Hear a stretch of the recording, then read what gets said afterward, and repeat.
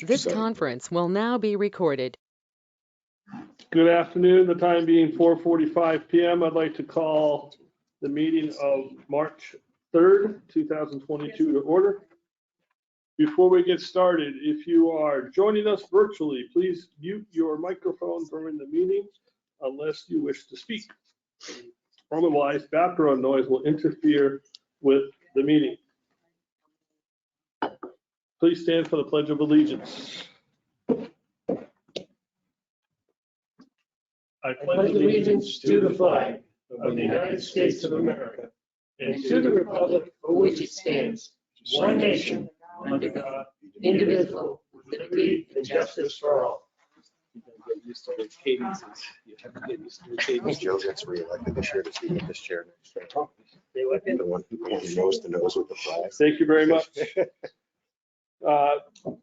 Review and approve the public minutes of December 7th and February 17th. I have not had a chance to read them. I haven't either, but that's my own fault. Put them off for the next time if you want. Thank you very much. Yeah, I'd like to do this. A long read, Make a motion. maybe later in the day. I would like to chime in when I saw the tape of the last meeting, and God, I'm appalled. We'll be discussing this ethics policy again, correct? Yes, All right, I'll wait till then. all right. So we'll move on. Next up, Brian, Christensen. He's the Senior Manager of Government and Regulatory Affairs for Comcast Cable. Yep. All right, so have a seat at the table here. Just make sure you speak into the microphone because it is recorded and we transcribe the minutes from the recording. Good evening, Mr. Chairman, and members of the Selectmen. As you indicated, my name is Brian Christensen. I am the Senior Manager of Government and Community Regulatory Affairs for Comcast here in New Hampshire. What that means in layman's terms is I am the point of local contact for the local municipality. So I work with boards across the state and town managers and town administrators throughout the state to get franchise agreements and licenses to use the rights of way in communities. About a month ago or so, I approached your town administrator, Ms. Forrester, about coming into Tilton, Comcast coming into Tilton and providing cable, internet, home phone, home security, and mobile services in the community. And as such, we would need a franchise agreement to do so. I have submitted a franchise draft to the town. I also have printed copies here I can hand out to the board if it's so chooses. Does everyone want There you to? go. I'll take it. Okay. Yeah, Yes, please. really Thank speak you. your language. I got more, hold on. It's right in front of me. There's a couple more. There's a couple of the Thank you. trees in here. Okay. That's a cheat sheet. Or this? No, tell us, And a little background. So a community can grant a franchise agreement. I'm not a lawyer, I'm not your lawyer, but I've been doing this for a long time. So I have a little bit of working knowledge. A community can grant a competitive franchise agreement, which is what this would be under New Hampshire state law and federal law for that matter. That is no more burdensome or no more favorable than the incumbent. I think it says less burdensome or less favorable, but so they basically have to be equitable franchise agreements. I had a quick flip through of your current franchise agreement when I met with Ms. Forrester about a month ago. And I tried to incorporate those concepts into our franchise proposal. You know, I think that's kind of the franchising side. I'd like to step back for maybe a couple of minutes and explain who Comcast is. I know who Comcast is. We may be new to some of you. So I got a PowerPoint that I'd like to flip through and Sure. go through that as well. There we go. The IT folks love me printing in color ink. You're trying to sell us something.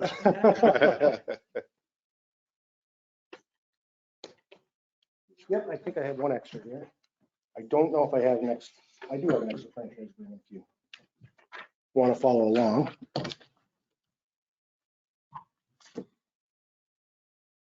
If you're interested, you don't have to be. Okay. All right, so again, the qualifier is I'm not a lawyer, and I'm not your lawyer, but essentially when a community awards a franchise agreement, whether it's competitive in nature or you're the incumbent provider, you need to look at certain things. You need to look to see if the franchisee, which would be the cable operator, has the legal, technical, and financial ability to operate a cable franchise agreement. So this deck is kind of designed to show our financial, legal, and technical capabilities. So hence the title on it. So Comcast, NBC, Universal. Comcast, also known, our brand is Xfinity, which is our cable product. We are a Fortune 50 company at close of business today. Our market capitalization was almost $214 billion. And this is kind of the breadth of our portfolio. We own NBC Universal, which includes NBC Broadcast, USA Network, E Network, Golf Channel, host of others, Universal Studios, Universal Pictures, all the Universal parks. We own share of Hulu, Vox Media, the Philadelphia Flyers, Comcast Spectacor, which manages arenas. So, our portfolio is vast. So everything we are bringing to the community is backed by the portfolio that we have. We think it is pretty clear that we have the financial capability to deliver what we're saying we can deliver. Page, I guess it would be page technically 3. The Comcast New Hampshire regions. It's a map of New Hampshire for those of you following at home. The yellow portion is our greater Boston region, which if we are fortunate enough to get awarded a franchise agreement in Tilton, you would be part of. The blue side is managed out of our Western New England region, which is Vermont, Western Massachusetts. So all in all, we have 104 franchise agreements, hopefully 105, if we are successful in partnering with Tilton. Which side would we be on, did you say? You would be in yellow. Yellow. And I'll dive into kind of the customer service a little bit on this slide. We have an office in Concord on Regional Drive, which is over by New Hampshire Retirement and Easy Pass. And we also just opened an Xfinity store in Guilford over by the Walmart, where you can purchase our Xfinity mobile phones and so forth. Can't purchase mobile phones in Concord yet, but I think within the next year you will be able to. I think we're going to be revamping that store. The next map, which has the green and blue, is our greater Boston region. There's about 315 franchise agreements. To answer your questions, Chairman, this is the management area you would be under. It's headquartered in Manchester, New Hampshire, actually. I'm headquartered theoretically in Concord, but I've been working out of my house for the past 2 years. So, I'm local, born and raised in New Hampshire. I went to Plymouth State and worked at the Tilton Outlets when I was in college. So, I like my roots and I'm proud to share them. I touched on kind of the services we offer under the next page here.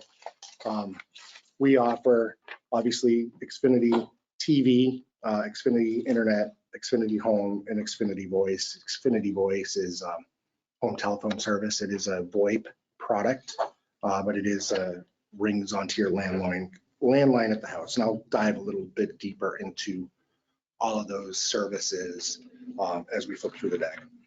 Obviously, this is a cable franchise agreement, and I think some of you have gone through this in the past. This is a franchise agreement is issued from the franchising authority, which the town would be, to use the rights of way, and the regulatory authority you folks would have would be over the television aspect of it. We obviously offer more products and services over it, but under federal and state law, it's television service that we talk about.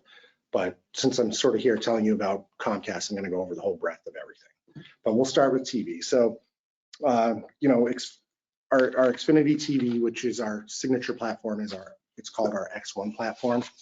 For those of you that may be familiar a little bit with like an Apple TV product, it's really picture based, which is a little bit different than I think what your current provider has.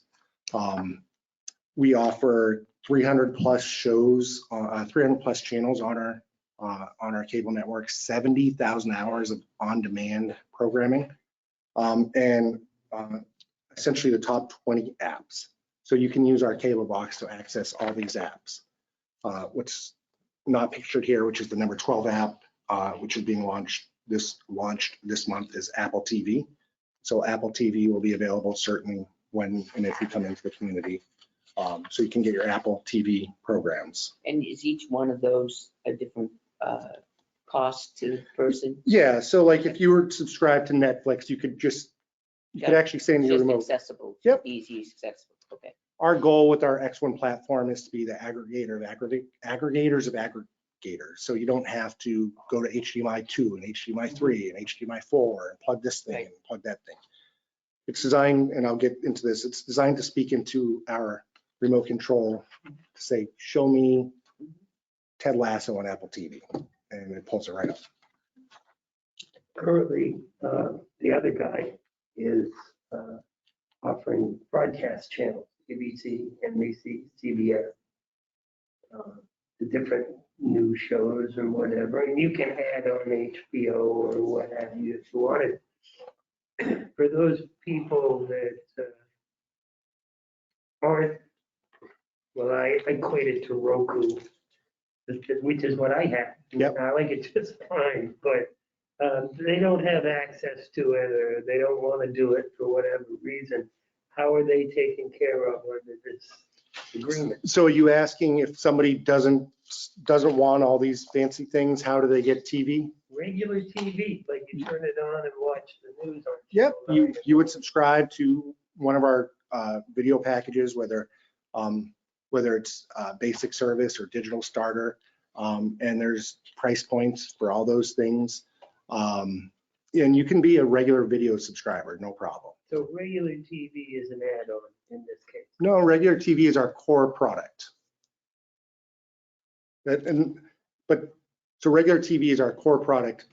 What I've kind of described here is what comes with the cable box, if you will. So all this stuff's on the cable box. So you can access Netflix and Hulu and Amazon Prime. All very nice conveniences, but regular TV, how do they get regular TV in this?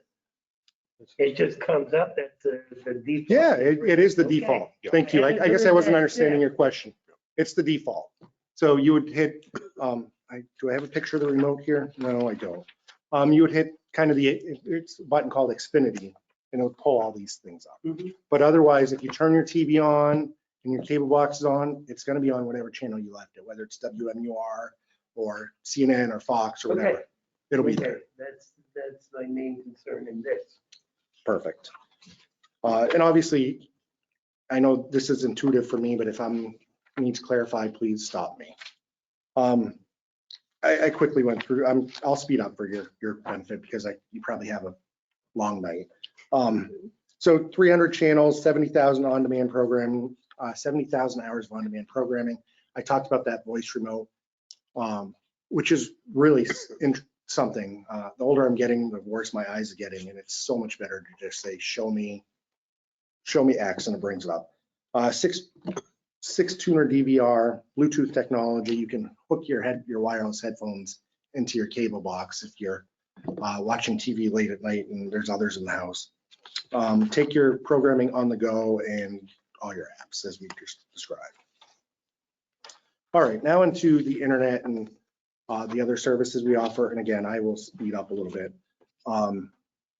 We offer up to 1.25 gigabits of service in the community, or we will in the community. I also think by the time we roll out, our speeds will be significantly higher than that as well. There's a roadmap to offer multi-gigabit speed. And I think by the time we start connecting our first customers in Tilton, we will have multi-gigabit speed. It's, the latest routers, the advanced security, you can see all the stuff on here, network health checks. So things are fixed before they impact the customer. Of note, our Xfinity Internet Essentials program. Internet Essentials is a program designed to bridge the digital divide amongst low-income families. Free and reduced lunch, SNAP, Section 8 housing, and with the affordable connectivity program, you can get that for essentially $0. The affordable connectivity program right now is offering a $30 credit. So we can pair it with our Xfinity mobile and internet for $24.95, or you can just do it at $0. Otherwise, it is 50 by 10 speed for $9.95 a month. And that 50 by 10 is greater than what you're getting in DSL. It is broadband speed. And it is connected, I want to say 18,000 New Hampshire residents to internet that didn't have it before. So, but it's a needs-based program. That's a wonderful program. Do they also do that with the TV or no? It's just for internet. Just for internet? Yeah. It's huge, I get it. Yeah. The cheapest internet programming or TV programming we have would be basic, limited basic service. I didn't bring a price sheet because we don't have a franchise here, but I can provide Jeannie kind of the price sheet on Laconia and Guilford, which I would think would be very similar. No, not so much, because we do have a lot of seniors and a lot of Section 8 here as well. Yeah. Which is, I don't know the demographic. Well, our price structure would be the same in both, Okay, got it. both communities. Okay. It should be the same. I don't see any reason. I like this part right here. Yeah. I'm almost done, folks. Xfinity Mobile. It is, you can get unlimited data for as low as $30 per month. We offer all the latest handsets. If you are at Walmart one of these days in Guilford, I know there's one right down the road, but if you're in Guilford, stop in the Xfinity store there. I think you'll be thoroughly impressed with what we're offering. We are #1 in customer satisfaction. We offer 5G. The pricing is on the next page. We are easily saving people coming over from Verizon or AT&T or any of the other providers over $400 a year in their mobile products. So we're growing it by leaps and bounds, and that's a product we're very proud of, and I think there's a long runway ahead of that. And here are the last few slides. Our Xfinity Home, which is a home security and home automation, where you can set your thermostat. You can have 24/7 secure monitoring like an ADT or any of the other security systems. And we partner with, and I'm just flipping to the end, and we partner with kind of these partners at the end, which are the leading partners, your Nest thermostats, your quick-set locks, your tiles, your Ecobees, your GE lighting. And it's all stuff you can control from your phone or from a tablet in your house, or even from your Xfinity voice remote. You can say, turn on the lights from your couch into your remote control, and they'll turn the lights on. So that's kind of who we are in a nutshell. As I'm rambling, but we're anxious we're anxious to potentially bring our fiber-rich network to the community and hook up and offer some programming choices for the community. So I guess with that, I'm going to take a breath and open it up for questions, comments, etc. Do they offer the same kind of program for the municipalities in grants? I'm not sure of your question. As I said, I had a quick chance to flip through your franchise agreement, but I didn't really get a really good look at it. We get it's not here. What was it? I think it's 10,000? listening. I think it was 10,000. Tim, our finance director, can answer that. But it was a sizable amount that we could bring in fiber into our municipal buildings and. So I don't have that in your current draft, so it's something we can certainly discuss, absolutely. You know, as I said at the beginning of the meeting, it is, the franchise agreement is supposed to be similar. So if it's something that's in your current agreement, we will try to match it, or if we can't match it, we will bring something very similar to the So our table. municipality and our schools are at a lower rate. Yeah, we do not offer a municipal rate. But, you know, if it's in your current agreement, we will try to match it the best we can. And I don't know how that looks. I would have to see what you're currently getting.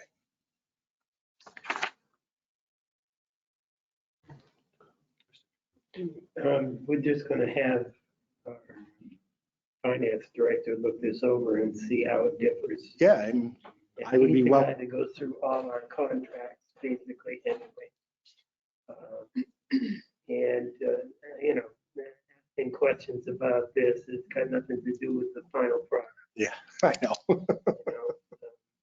So I have no further questions about this. I'm assuming that if you're serious, you'll match the other guys. Yeah. Or in some way, shape, or form. It might not be $10,000 of money, but it might be, I don't know what. It may not be 10,000 chickens, it may be 20,000 donkeys type of thing, right? Whatever that looks like. As Like long as those. it isn't less than. And to answer your question, we are serious. I wouldn't be sitting here if we weren't. We've already done our write-outs. We're doing our design work right now. You know, we obviously are interested in moving as fast as possible. Because we're proposing to invest millions of dollars in the community, and we want to start getting customers for that. So, you know, we'll work with the finance director and Mrs. Forrester and work with you folks and get this signed, sealed, and Are you working with delivered. the people who own the poles? How do you propose to get on those poles? So, yeah, there is a poll application process, and it is a lengthy process. As I discussed with Mrs. Forrester, this will take some time to do 100% build out in the community. We have done our design work and our write-outs, and we don't really apply for poll apps until we have a franchise agreement in hand. So from a signed agreement, look, just say, okay, we get a signed agreement done in June. Yep. What's from then till the first person that gets hooked up is turning on their TV? How long does that take? I would say a couple months for the first person, and you know, let's say we sign this in June. You know, we'll obviously be building all of this year and all of next year as well. Because I guess I'm more curious, how does it work? Because you're not connected to any other town. You're connected to Guilford and Laconia. Yep. But those towns don't touch us. We are working with Belmont as well. Okay. So I'm sure Belmont, it expedites it a little bit because you can connect from Laconia through Belmont to Tilton. Our head end is in Belmont as well. We built a new head end Yeah. when we built Laconia and Guilford. So we are working with that community as well. And I thought I silenced this. I'm so sorry. I did silence it. What's going on? We are working with that community, and we would be building simultaneously and tying in as we can. Oh, and there's a real possibility that by the end of 2022, if this was done short time. We wouldn't complete the build by the end of 2022. I wish we could, but it will take 18 to 24 months to get a complete build done. No, I'm just talking about the end of the first, because as soon as it gets out there, people are gonna be like, yeah, when can I get it? And look, I can talk about that process a little bit because we have some experience in that. So our construction crews will go hang door tags as they're out there saying, we're coming, we're a little bit away. And then when we're 90, 60 and 30 days out, and obviously we'll do door knockers when we're like, people go knock on doors in accordance with local regulations. and say, we're on your street, we're in town. So, and then when we get 50% built, we will ramp up our marketing machine really. Direct mail, community events, TV advertising, et cetera. So that's kind of how we work it. Okay. I was just, because you just know that it's going to get out there. Yeah, your first customer will be this year if we're successful in getting a franchise agreement. Two questions, kind of diametrically opposed. Your tech support, is it domestic or is it overseas? It is both. And Okay. As I said, we are headquartered in Manchester. We have offices in Concord and Guilford. And our techs are out of Concord. There are many ways to touch us. Our apps, we answer our phones and the federal guidelines. 90% of the calls are supposed to be answered in 30 seconds or less. We are in compliance with that. I can't say that is the case for everybody. Yeah, that's, I was waiting with my insurance company for a long time the other day, but that's. Yeah. Well, that's the cable regulation. I have no idea what the insurance regulation. The other one, in terms of community involvement, investment in the community, money given to nonprofit organizations, et cetera, how active is Comcast in doing that? We are pretty active. Our number one community initiative is our Internet Essentials program. Yep. We have a wonderful partnership with the Lakes Region Boys and Girls Club.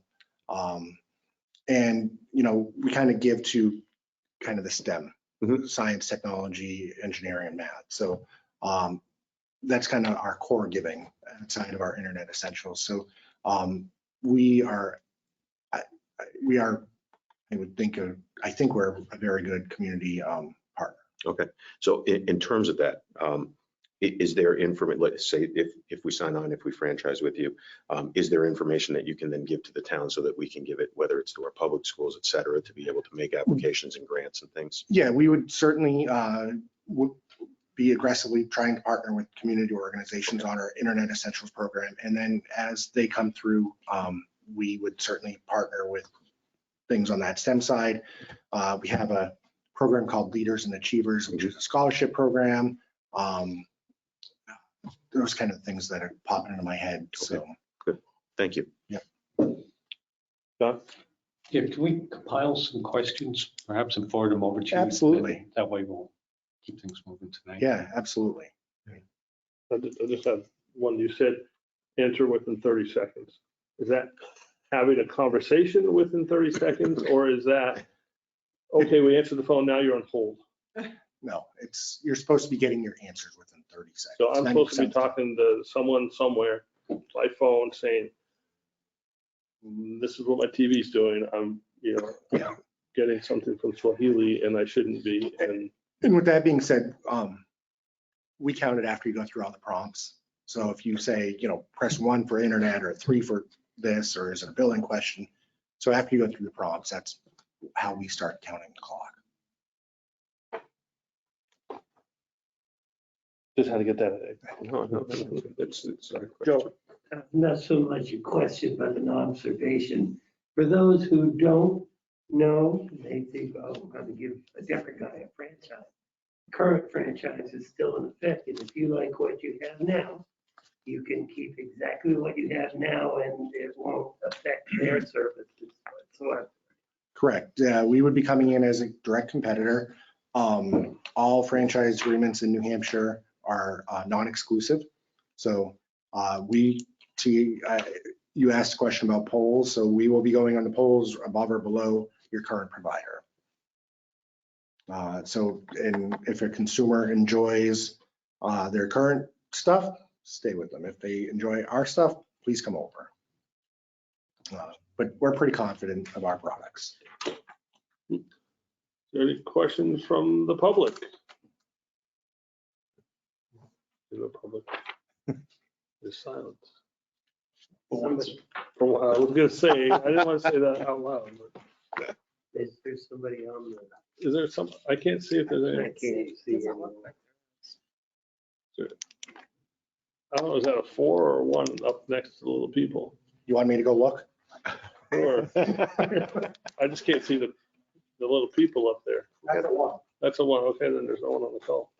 If we had a Comcast remote, we may be able to have Yeah. it blow up.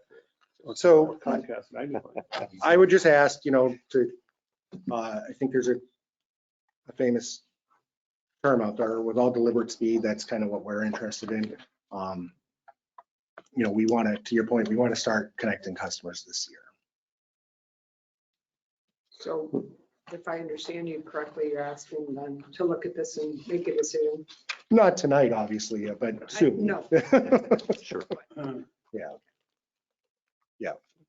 There might be some people out there that want a decision tonight. Yes. There's a lot of considerations. This is what, a 40-page thing or whatever, 50 pages. Yeah, and I guess a little inside baseball, this is the exact franchise that we did in Laconia and Guilford. This has been reviewed by the law firm Donahue, Tucker, and Shindella, who I understand might be one of your municipal lawyers. They represented us in the other negotiations. And that is a direct result from my conversation with your town administrator. We didn't want to waste time arguing the definition of the, right? So we wanted to streamline the process. Well, then it should go pretty quick, I would imagine. Yeah. But we'll see. Absolutely. Are we gonna have our attorney review it anyways, or once we, or Tim review it? Yeah. I'm like you, Tucker Tim- Chindella is our attorney in No. matters like this, So or Tim, has been. so Tim has received a copy. I think we just haven't gotten a chance to look at it. And if that's what the board wants, to have John Radigan look at it. Oh, I don't know, I was just, Or Kate Miller, actually. Kate Miller represented us specifically last time. She's very good. Does. But if she's already been through this, it's just a matter of the difference. And Tim could point the differences out, I'm Yeah, sure. Kate Miller's very good. So is that what the board would like to have me go ahead and have them look at this? I mean, Yes. Yeah. Yes. Tim look at it for sure. And he's got it. Okay? All right. and also Kate Miller. I don't want to pay money to lawyers if I don't have to. Kate Miller helped write this thing, apparently. And what you gonna do? We're gonna pay her $200 to say, yeah, this is a good contract. She already wrote it. Kate Miller wrote yours. So we worked with Kate Miller on, this is based off the Laconia and Guilford draft, and we worked Okay. with Kate on I got that it. draft. Because she's the one who handles all the telecommunication stuff at DT&C. And I agree, Kate is a good person to work with. I enjoy working with Kate She knows because her she is a stuff. straight shooter. She'll tell you, yes, no, you're out of line, et cetera, All right, I rescind my yes on that. Yeah, Okay. let's So have just Tim have Tim look at review it. for consistency. And if there's any questions, I welcome either the board Yeah. or Ms. Forrester to obviously reach out to me and we can work through things. Per Yep. Selectman Scanlon had some questions and some. Perfect. Thank you. Brian, thank you. Thank you, folks. Indeed. Thanks. right. We'll file more stuff. Yeah, I got one. Right. Thank you very much.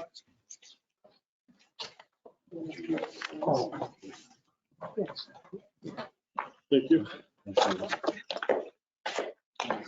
Appreciate it. Okay. Line up in my vacuum cleaner. It's on. Yeah, it's just on. Thanks, Brian. Thank you, Brian. Be in touch. Fine. No. All right. Next up, don't get too comfortable.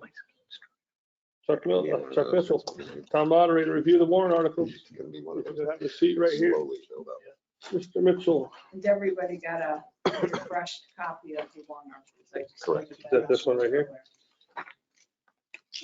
Town meeting The business. business section, Big truck. Yes. that,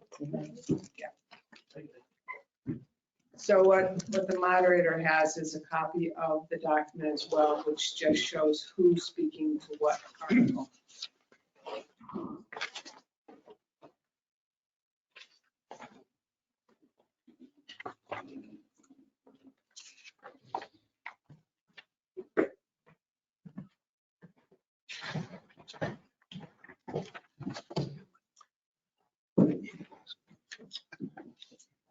Thank you for coming, Mr. Mitchell, and spending some of your evening with us. Get to see your neighbor.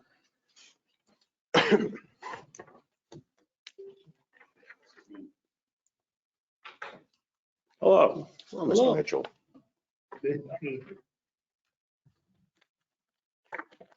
Primarily, I guess I am here to do a couple of things, but one was to just review the warrant articles and see if there's any surprises. But before I get to that, a couple of quick things. Eric, what is your schedule for election day? What time's the polls open? They open at 8 o'clock. What time do you need me there? Are you going to be there for the day? I'm there for the day. You could be there no later than quarter of? I will be there no later than quarter of. How do you like your coffee? We'll have a coffee maker there. Okay. I don't drink coffee, but that's why I'm asking. Oh, that's all right. I think we'll have a Keurig there. All right, I'll take mine black. all right. Scott, just out of curiosity, you said your oldest son, how old is So he? he's 19. That works. He's a registered Very voter. nicely. Yeah, he's a registered voter. So- Okay, the next thing is that in my conversation with Rob Berry, the facility managers, we're all set for the election. And I've requested the tables, chairs, and all that kind of stuff. And through Jeannie and through Kevin, I've already requested, the stuff we brought over. We're gonna have a limited amount of PPE. And the next thing goes that, as we know that the trend nationally has been to go with no masks. We are not gonna have any separate area for masked people to vote. They'll be allowed to come in and I'm gonna have a sign by the door saying masks requested. When it comes to the town meeting, my original plan had been to space the chairs out similar to what we had done last year. And not to have any special seating for masked versus unmasked. And then in my conversation and as things have transitioned since January to where we are now with even fewer mandates for masks publicly.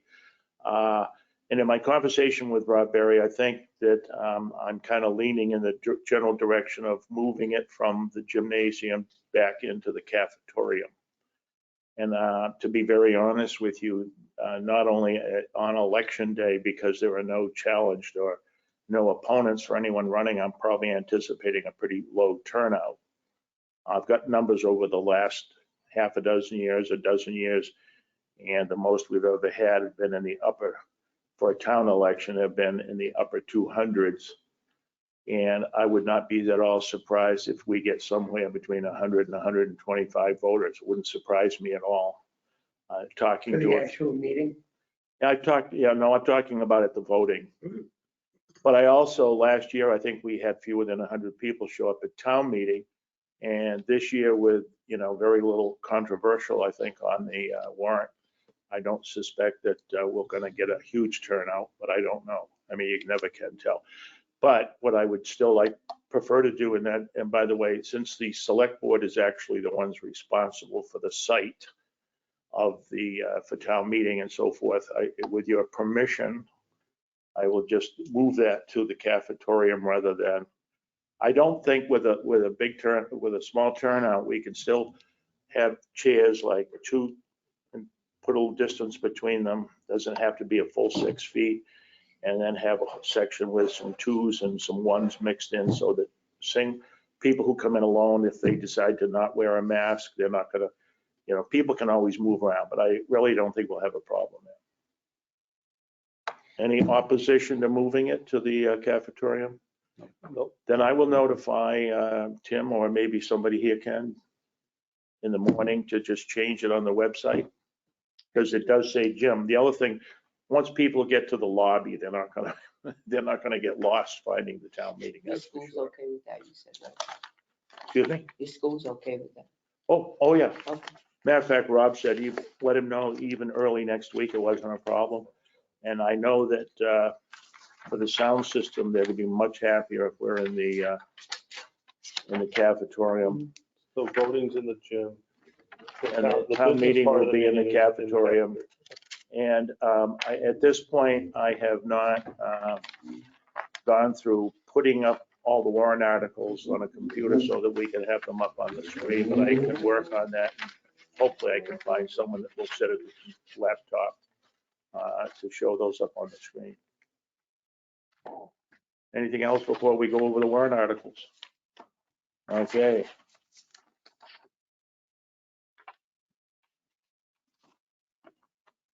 I noticed here that Article 2, you're going to vote on the entire, or the main budget first, and I see you got down Catherine Dawson and Scott. On Article 3, that's the lighting.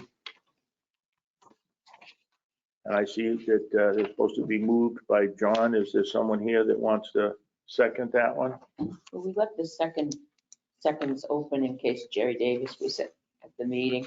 He said he was gonna be. I saw him.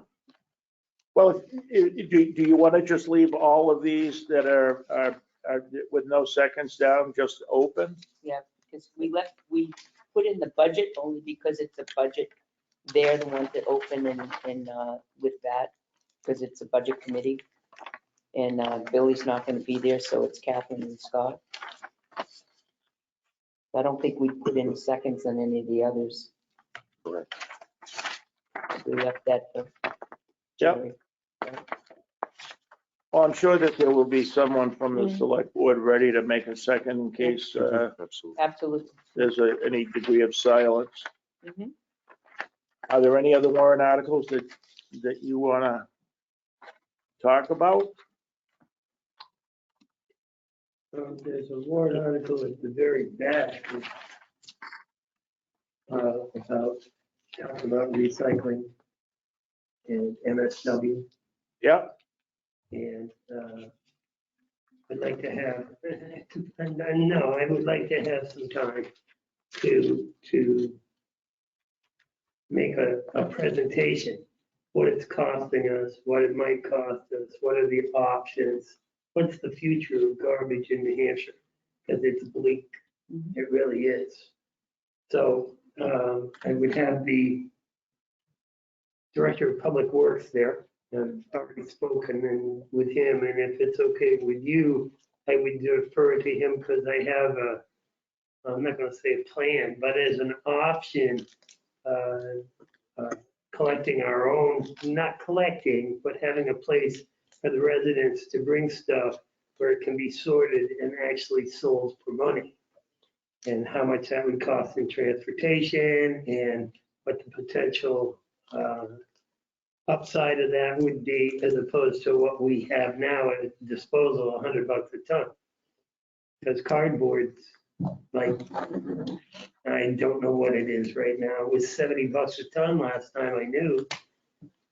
There's a market for everything, but we're not gathering it and we're paying money to have somebody tow it to Massachusetts and sort it. So are we going to continue with that, or are we going to come forward with another plan? So you can already see that there's potential for some discussion on it. okay, I got just a couple of questions about that. And I do know, and I had remember talking to people who'd been on the that original committee that had been set up. You were one of those? I was one of those. Okay, and I knew what the costs were the last time around. We looked at this, which was, I think, at least 2 years ago. How long of a presentation do you think you were going to need? The basic presentation wouldn't be all that long. It might generate lots of conversation though, depending on who's in the audience, and 15 minutes tops. You're going to have some slides that you want? Yes. Okay, then That what? we put up on the screen. Yeah, well, then what I would ask you to do is to get those to me at some point so I can put those on the laptop. That way you won't have to bring in another device for that. Okay.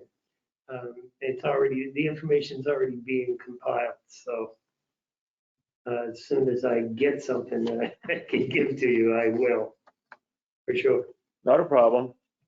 I won't get too worried about it until about a week from today. I think the main thing is we have to just keep reminding people that there's not going to be a decision made. It's just for opinion.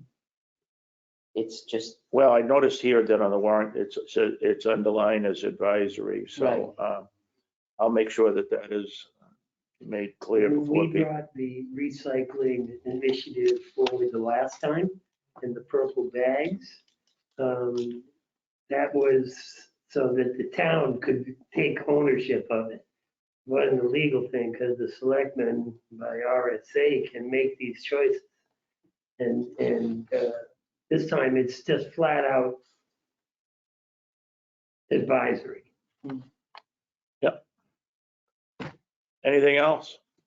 I mean, usually there's a list of some things that you want, personal points of privilege or anything. There will be a community service award. there'll be a community service award in this year again. I'd like about 2 minutes just to ask for volunteer bus drivers at the very end. The community service award, I would say probably would take maybe at the very most 10 minutes. At the very, very most, How much? 10, 10? maybe 6, Are you talking about at the end of the day? whenever you want to put it in. We're not going to have any ballot votes this year. So last year, we put it in when, in between, there was a ballot vote, but we don't have to, it doesn't matter whether it's at the beginning or the end, it doesn't, whenever it's possible, it's up to you. One of the things that yeah, we can do that.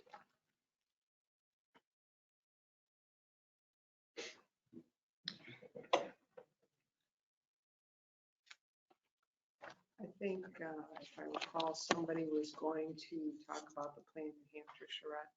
Just, I don't know if that was you, John, or somebody was going to mention it. That's coming in September. So all I can think of. How long would that take to do? It's just announcing. Yeah, yeah, but I think explaining briefly what it is. I wouldn't take more than 5 minutes at the Yeah. most. I think emphasizing participation and numbers on that, because it's a. So at this point, Jeannie, is that something that you want some time for? Well, I think one of the selectmen, whether it's I'll somebody do- from I'll the do it. Economic Development Committee I'll do it. or, okay. So Pat, you're the one going to do the community service thing? I don't think that's been decided. No, we haven't decided. Okay, and so I put down Eric, and you want something to talk about the charrette? Yeah, and I may have a slide or two for you, so I'll get those to you.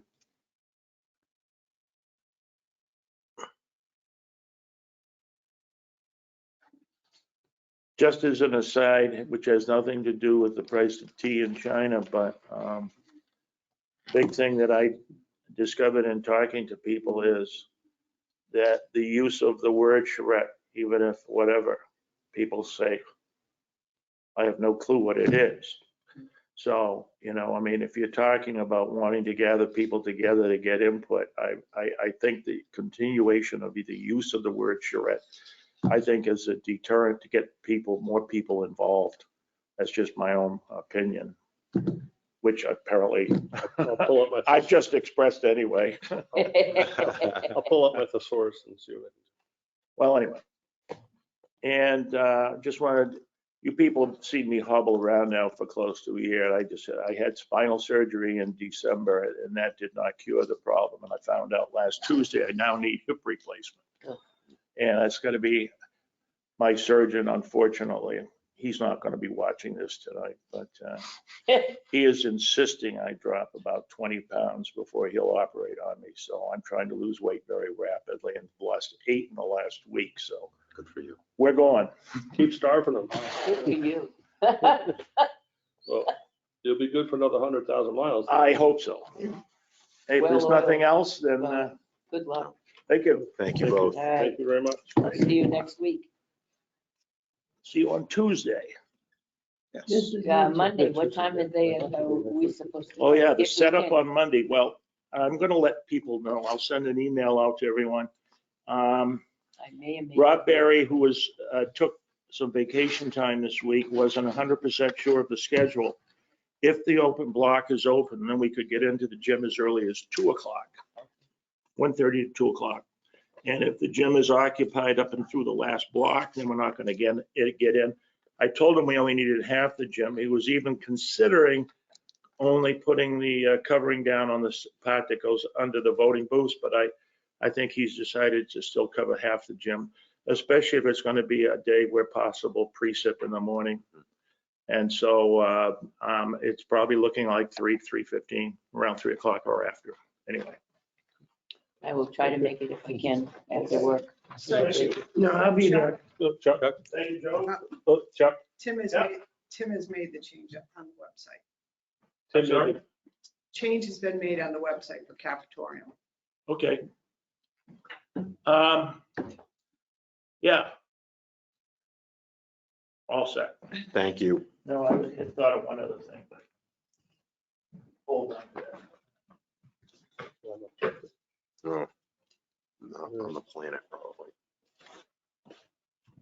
All right. Mr. Chairman. How many articles in the warrant? 11. 11? Thank you. You're welcome. Article 1 being voting, Article 2. Article 1 is the voting. So really there's 10. Oh, yeah. All right, moving along here, selectmen reports. First up, John Scanlon.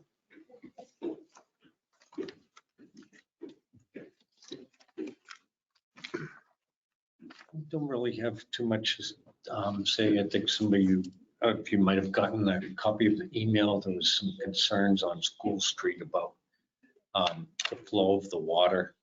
I know that's been an ongoing thing. And there was a resident that like that looked into, and I said, forward everything over, to the select board and that.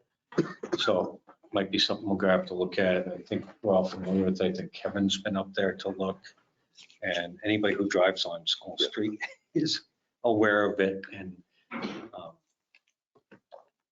springtime, we'll have to take a look and see what's going on up there with it. I've only driven up there at low tide. So, Yeah, and there's a lot of entities involved because we had stuff with Eversource, we had the new construction, we have DOT, just all kinds of stuff going up there. well, that was my question, like the road, it's ours in the summer or it's ours in the winter? What's that? The School Street, does that fall under the town's purview or is that under the state? It's a state, but they mentioned concerns that some of the construction projects have actually diverted water onto their land and then down onto there. So it's, it's going to take some. There's a lot of moving parts. Yeah, there's a lot to it. Hydrology in New Hampshire is something, but that's it. All right, thank you, John. Constantino. I have a couple of things and I'm trying to find it. You stuff it in your sling. Yeah, I have to take this one off. Wouldn't mind that a bit. First off, I have a text message quite a while ago from a resident, Roy Wakefield. And I'll read it to you. And then I asked Jeannie if she wouldn't mind. I actually, before I called Jeannie, I actually called the two representatives and I've yet to get a phone call back from them. So thank you, Jeannie, for getting the information. The text message says, I don't know if you've been aware, the legislation was working on a bill that would allow towns to withdraw from school cooperatives. From the information I have from Greg Hill, it would be a town decision, not a school district decision. When I was on the school board, we did a cursory study of the WRSD district disbanding. The results showed Tilton benefiting greatly, both financially and quality of program wise. At the time, it would be difficult, it would be difficult due to the district being composed of the 2 school districts, not 3 towns. The Samerton School District joined with the Tilton Northfield School District. To dissolve at time, Samerton would have had to leave, and then Tilton Northfield District would have had to be split. If my memory serves me correctly, the formation of the Tilton Northfield District required an act of legislative due to the towns being in different counties. It also may have been the first cooperative district in the state. From what information I'm getting at, this bill would simplify the process, allowing towns on their own to withdraw. It would allow towns much more control over the particular needs and education of their children. I think the idea merits. It's still in early months of gestation, and the unions will fight it at every corner. So obviously it has a real concern. I mean, I had many, many questions as soon as I read that. So I wanted to look at the bill. No, Jeannie printed it out for us. Yeah. Should be paper cup.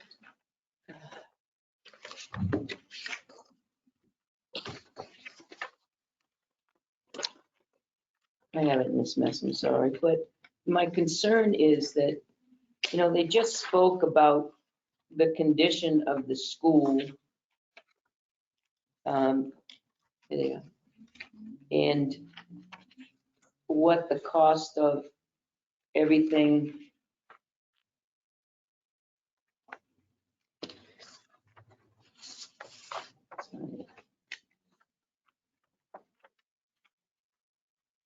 And now, if we disband, we own the buildings, and what would we do in this? There's a ton of different questions as to, you know, what would be going on. And this is the time that we now start, as a board, start looking at what are the impacts to the town?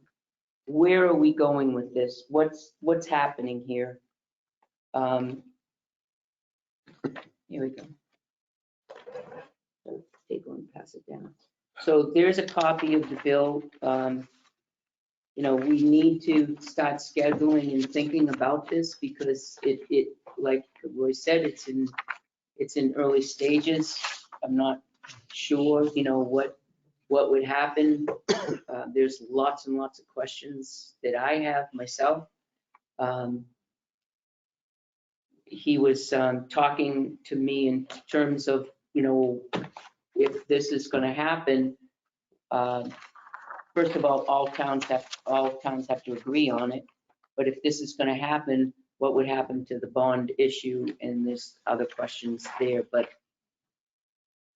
you know, I remember years ago when they wanted to disband the fire department, and not only the legal impact, but the safety impact that it had on our town, along with the financial impact that it was going to have. It did not make it feasible for us to enter into that type of agreement and say, put our sanction on it and say, this is okay. This is okay for the towns to disband the district. It's not okay. So we really take the time, and maybe in the next few months, if we get more information from the school board, that we can take a look at it and have more conversations with them on that. Does that make sense? Yes, no? A lot of questions, and I don't know enough about. Right. There's a lot more questions that I have no. Are they I don't trying to have get this answers. passed in this session? They're trying to get that passed in this session, correct? So, So yeah, the implications are just, it's hard to fathom. right. Yeah. You we know, can't even come maybe up we with the should, school the formula. sponsor of the bill is Tim Lang, so, And he never even bothered to come down here and talk to us. What the hell is wrong with Tim Lang? I- Let me count the ways. I I, won't go there, but that's just ludicrous. I've asked, I put a phone call into him to ask some questions so that I could have it for the board. And I did not get a phone call back. So I'm sorry. You don't have to apologize for anything. Can we have Jeannie reach out to him, invite him to the Oh, meeting? please. I would love to see Mr. Lang come and answer some questions about his representation of the people of Tilton. Want to bet on it? Well, we'll see. Sorry, no bet. Party time show. Can we have a pool? Oh, all right. Okay. One other small item, I have a couple items still to get to, but one of the small items, our electrician at the senior center that we have used for years has retired. So I've asked Gail, who we use here at the town hall, and she's gonna reach out. We need an electric outlet up in our hallway. So it's gonna reach out to Josh on that. Okay, I want to read something. I would like it to appear in the minutes, please. If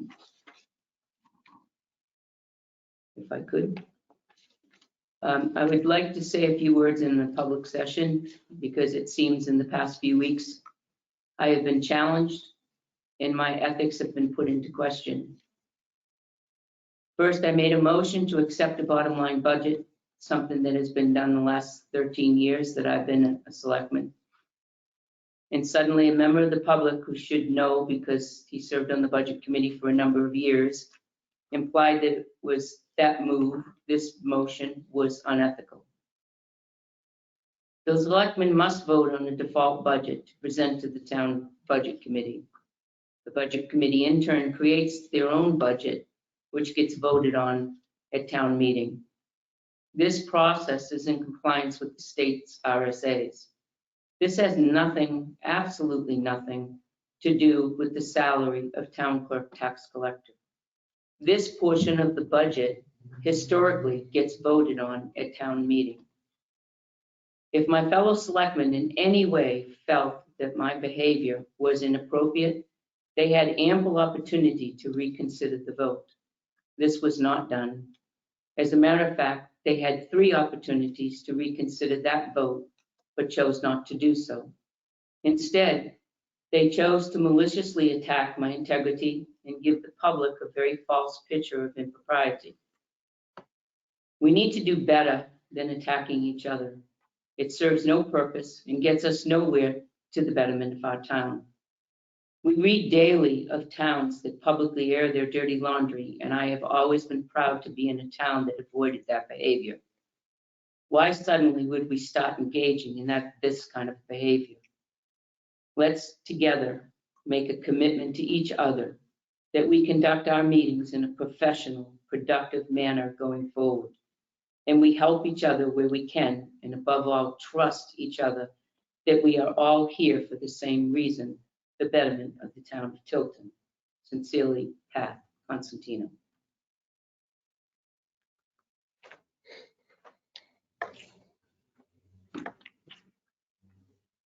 Do you have a copy of that so they can I do, put that into the I do. minutes? This I'll give it to Jeannie. reading might take it a bit. Thank you. Thanks. Anything else, Pat? I'm done, thank you. Thank you. Selectman Ruggles. The first thing is to bring back, because Joe is here this week, we had mentioned the economic development group that had met. The plan was given to the board on the January 6th.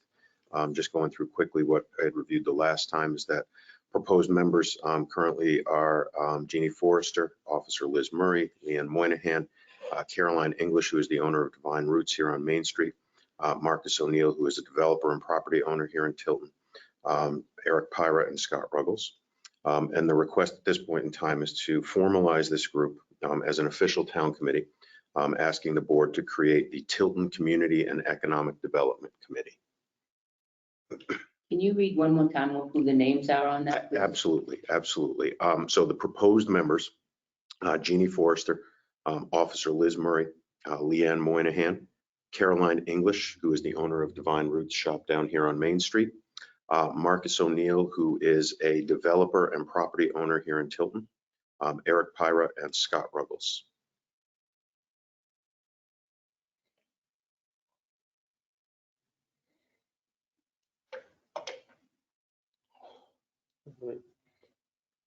Is there any discussion on? In the Yeah. past, when we've created groups, that's a great group of people. In the past, when we've created groups, we've asked for input and volunteers to see if there was anybody that wanted to be in that group. When we've created a committee. Then we've posted it. So I don't know if that's what you want to do or not. I think the consensus of the group as we spoke about it and talked about it was at first to not have too many cooks in the kitchen and then be able to get, you know, some of the short-term things started and done. And then as we advance along is to be able to open it up for more members or people to be able to participate. And that was the consensus opinion of the folks who have met and just started sort of brainstorming and putting the things together that we've put in front of this group.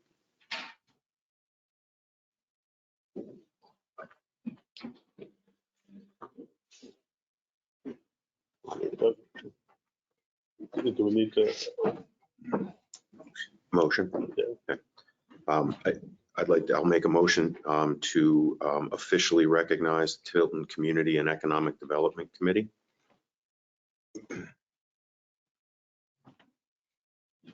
I'll second it. Any other? Could you repeat the motion again? I will make a motion to officially create and recognize the Tilton Community and Economic Development Committee.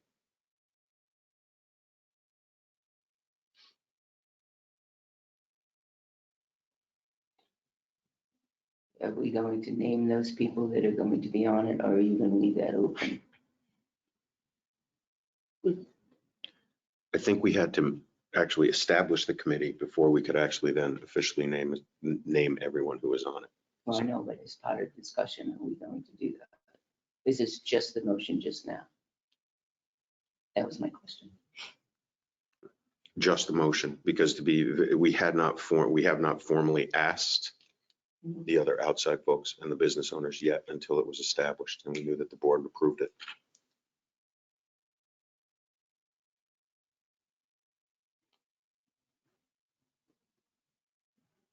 Any discussion? Hearing none. All those in favor of the motion signify by saying aye. Aye. Aye. Opposed? Abstain.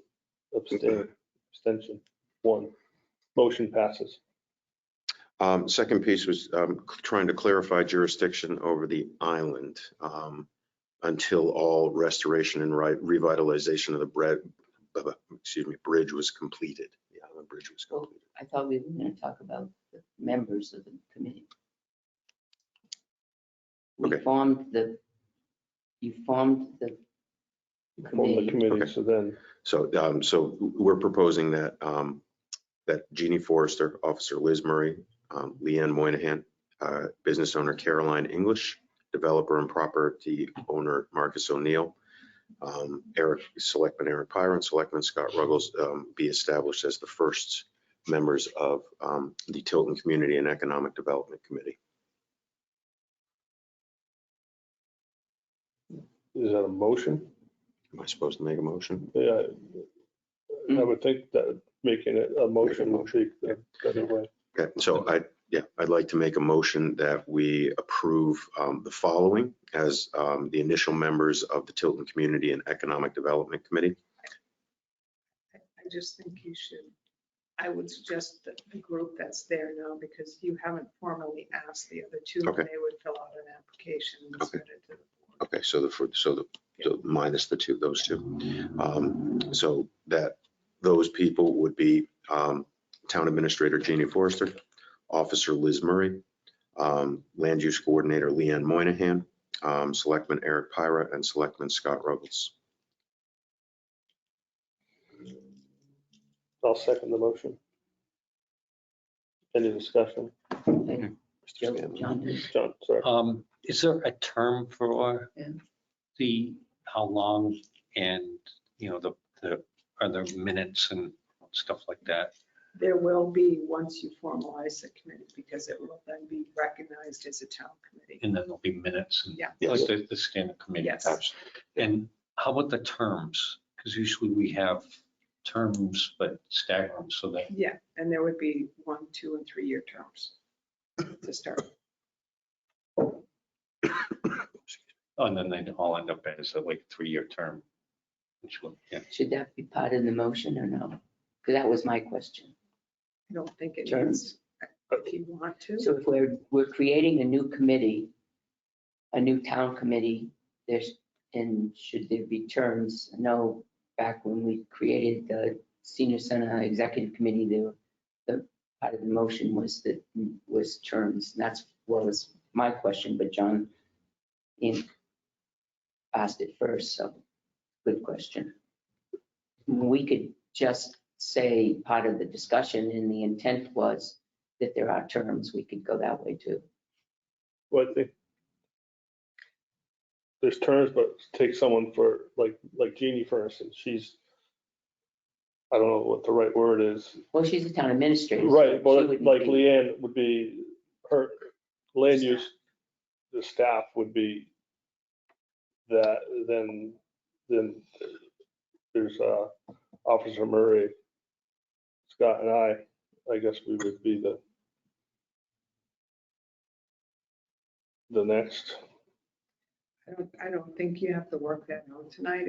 If you want to, that's fine, but I think if there's a concern or a desire to have named terms, then you just say there'll be 2 3-year terms, there'll be 2 2-year terms and 2 1-year terms, but then it would lead me to the question, well, What if we expand it? right, Well, you just get reappointed. Hmm. So if you want to go, let's say you want to be back onto the committee, then you come back to the board and say, this person wants to be reappointed to the committee, and the board will say, yes, okay. why don't I figure out Yeah. proposed terms and bring that back Right. with the applications? Right. It's right. I like that. It's not that you have to go away forever. Mhm. Right. So you still have a motion, I think. Do we keep the motion? Yeah, we keep it. Yeah. Okay. Any other discussion? So the John? motion was for, To approve the initial members as Jeannie Forrester, Officer Liz Murray, Liam Moynihan, Eric Pyron, Scott Ruggles. so would we amend that to say terms to be determined? Or, I have some. Okay. Why don't we just make a motion to make it a certain number board?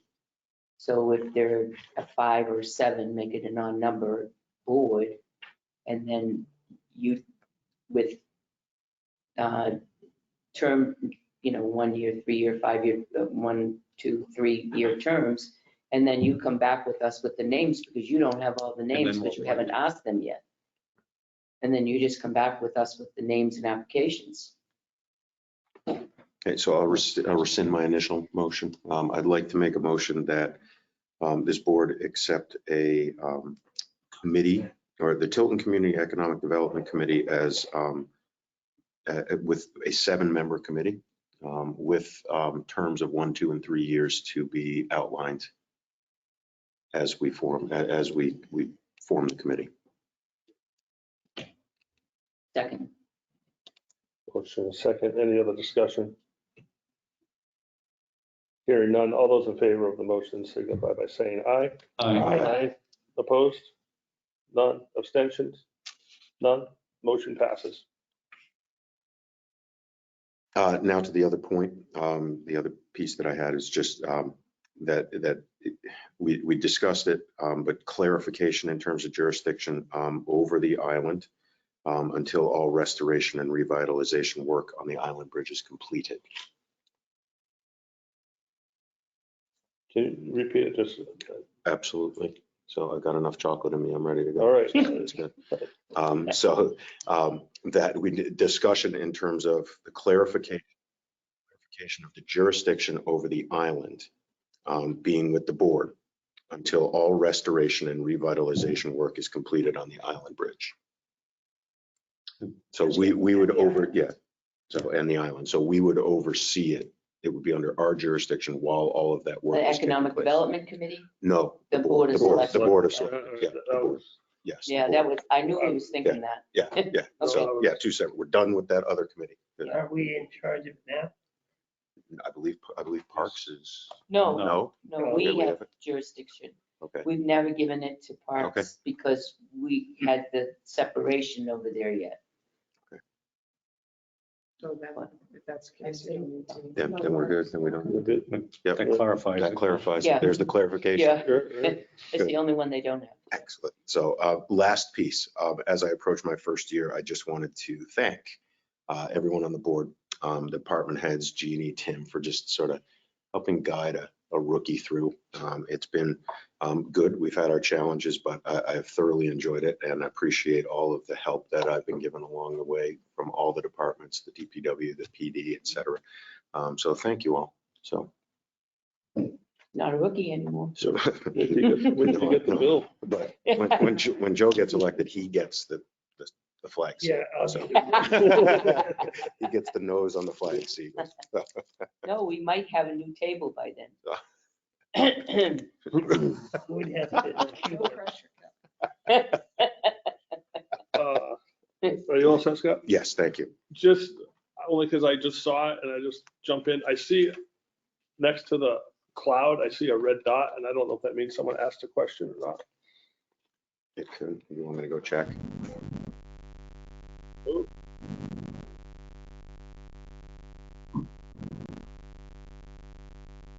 Nothing.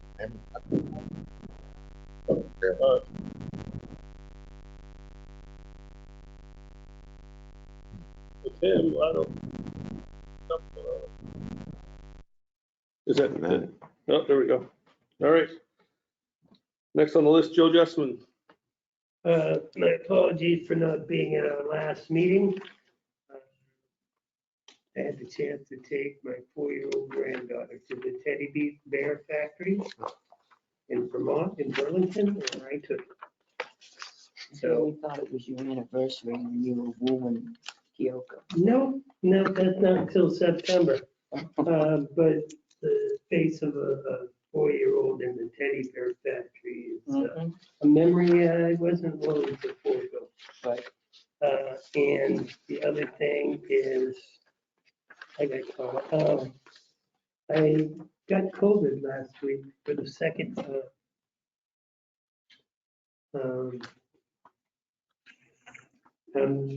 I've tested negative and I feel okay now, but I don't know. I'm just announcing it's still out there, folks. And that takes care of me. Thanks, Joe. Next up is me. I'd like to follow up on the board's discussion at the February 17th meeting regarding the ethics policy. You recall a resident brought to our attention his concern about ethical behavior, and this board need to lead by example if we expected other boards, committees, and commissions to do the same. Selectman Scanlon asked that we have our attorney review the language of our policy to see if it needed to be updated. Jeannie asked John Radigan of DTC to review the document, and he made 2 suggested additions/clarifications to the document. You should have all received a copy of those changes yesterday, and you have a copy in your board packet. Did everyone receive those changes? Yes. Yes? John? Yeah, and I've got a copy here too. Joe? All right, I am going to just read the highlighted, one of the sections of suggested change. And this is, the first one is under board members. Those who have recused themselves should immediately leave the room and must leave the room if the board, committee, or commission is in a non-public session or consulting with legal counsel, or shall seat themselves in a non-official capacity with other members of the public who are present at a public meeting. A recused person shall not deliberate or vote on the matter in question. If one chooses to participate, one must clearly state for the record that he or she is doing so only as a member of the general public. And the second suggested change was under Code of Conduct. One sentence, this restriction shall particularly apply to employees or elected officials' performance, personnel, or wage and benefit issues.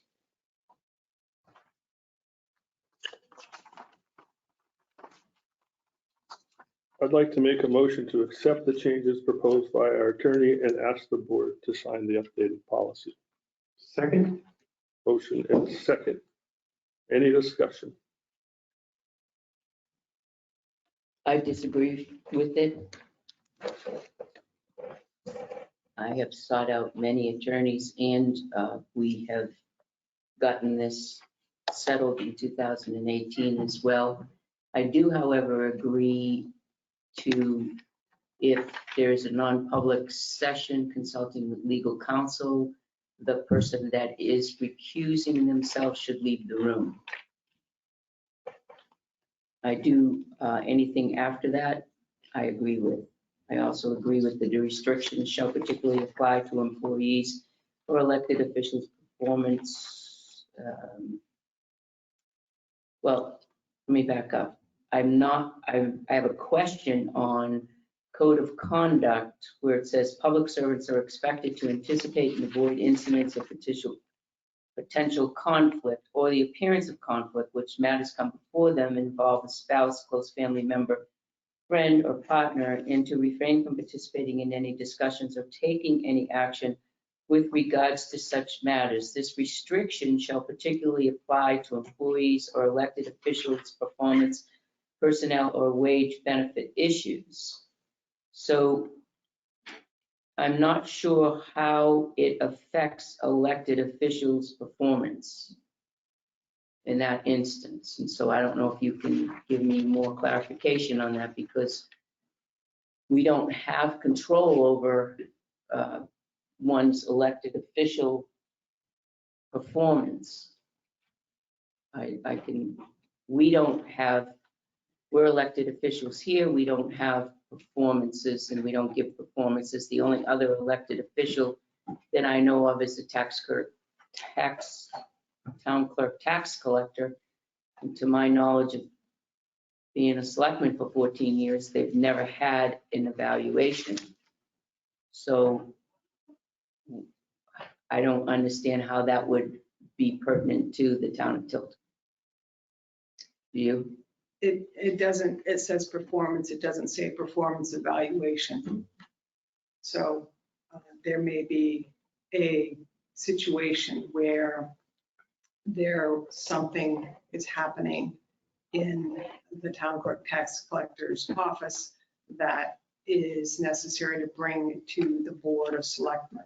Well, could you give me an example? Because in the past, the town clerk tax collectors, anything that's happening in the town clerk tax collector's office goes directly to the Secretary of State.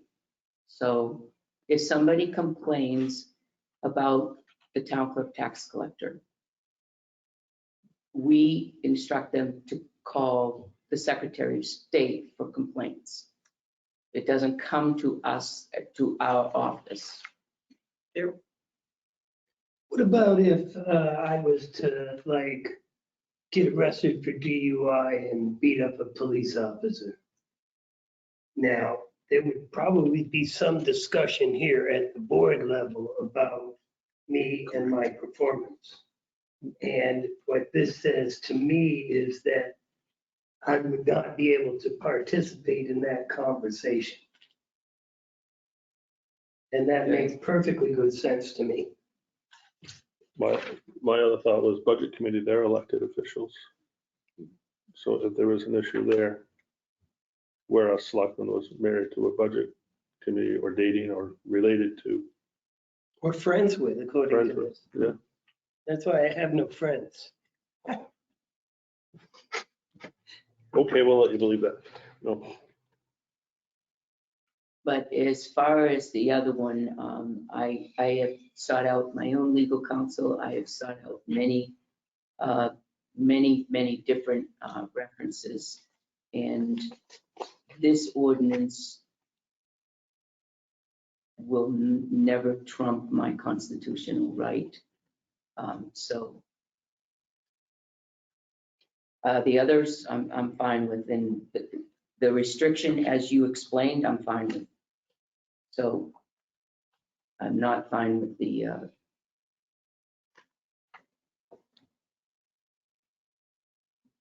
that one portion in the front. That's it. But everything else, all the other changes, I'm fine with it. Okay. Any other discussion?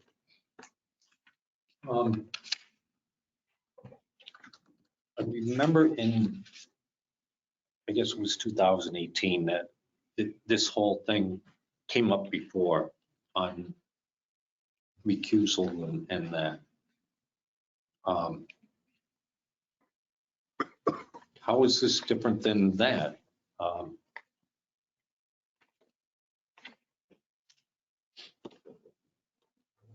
The section in red is different. Than what we discussed or determined in 2018? Whatever the That current, was- is that the, I thought it was 2012 for some reason, but I could be wrong. Yeah, but we 2012, the ethics policy was written and approved. 2018, Catherine Dawson and Cindy Reinhart's questioned. I used to, when Kim's evaluation came on town, when the deputy town clerk tax collector's evaluation came up, I recused myself. However, they questioned that, and we went to New Hampshire Municipal Association and got a ruling on that. And the one thing that I didn't do, which I didn't know I should have done, was when I recused myself, I didn't get up from the table and go into the audience. And from that day forward, I got up, recused myself and got up and went in the audience, and they said that you didn't have to leave the room.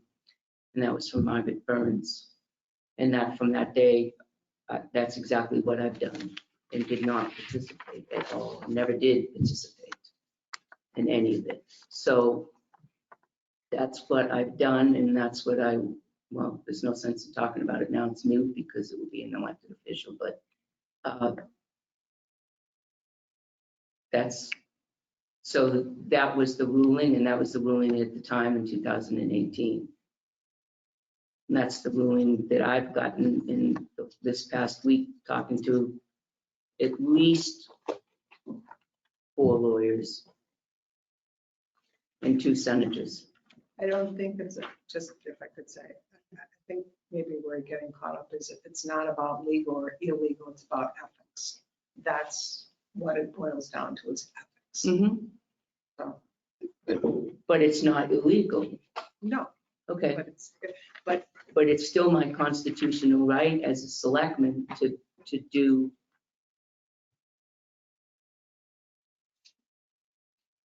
Because it's not illegal for me to do that. Attorney Radigan seems to think that this is an acceptable passage in our ethics policy. he was the one who brought the language forward. I don't know if you had an attorney look at this before. John was the one at the We last did, meeting. we had Margaret Burns look at it before. Well, she didn't look at your whole ethics policy, did she? I'm not aware, I wasn't here, but John asked at the last meeting to have our attorney look at it. Our attorney looked at it. And again, it's not about legal or illegal, it's about ethics, and this board has an ethics policy. That's, I think that's what the point is. If it, clearly it looks, clearly there's an issue if you have a resident who is bringing it to the attention of the board. I won't say anything more about that, but or the process in which the resident brought it to us. However, it's my legal right as a board of selectmen, and I would recuse myself and leave the room if there is a legal matter and there are lawyers in the room that you need to discuss amongst yourselves, I will leave the room. Having you sit in the front row over here, even though you're obviously preoccupied with your PDA or whatever the device is intimidating to some. And I think it's unethical for you to stay in the room. I just do. I always have. You've made your point very clearly. It's just, Make the vote. And I would like to call the question. All right. Question's been called. All those in favor of the changes signify by saying aye. Aye. Aye. Opposed? no, I'm going to abstain from it. One abstention, one no, 3 yeses, motion passes. So there is a, let the record show let the record show that I that vehemently oppose. Selectman Constantino opposed. Oh, should I be signing it? Yeah. I didn't. Do you have a second copy for the I mistake? just- I'll wait it I'm out. so used to just signing. I'll wait it So used to signing these. Oh, no, he's come and gone. Sorry. You just like- I thought you wanted to come see us. He's got to go.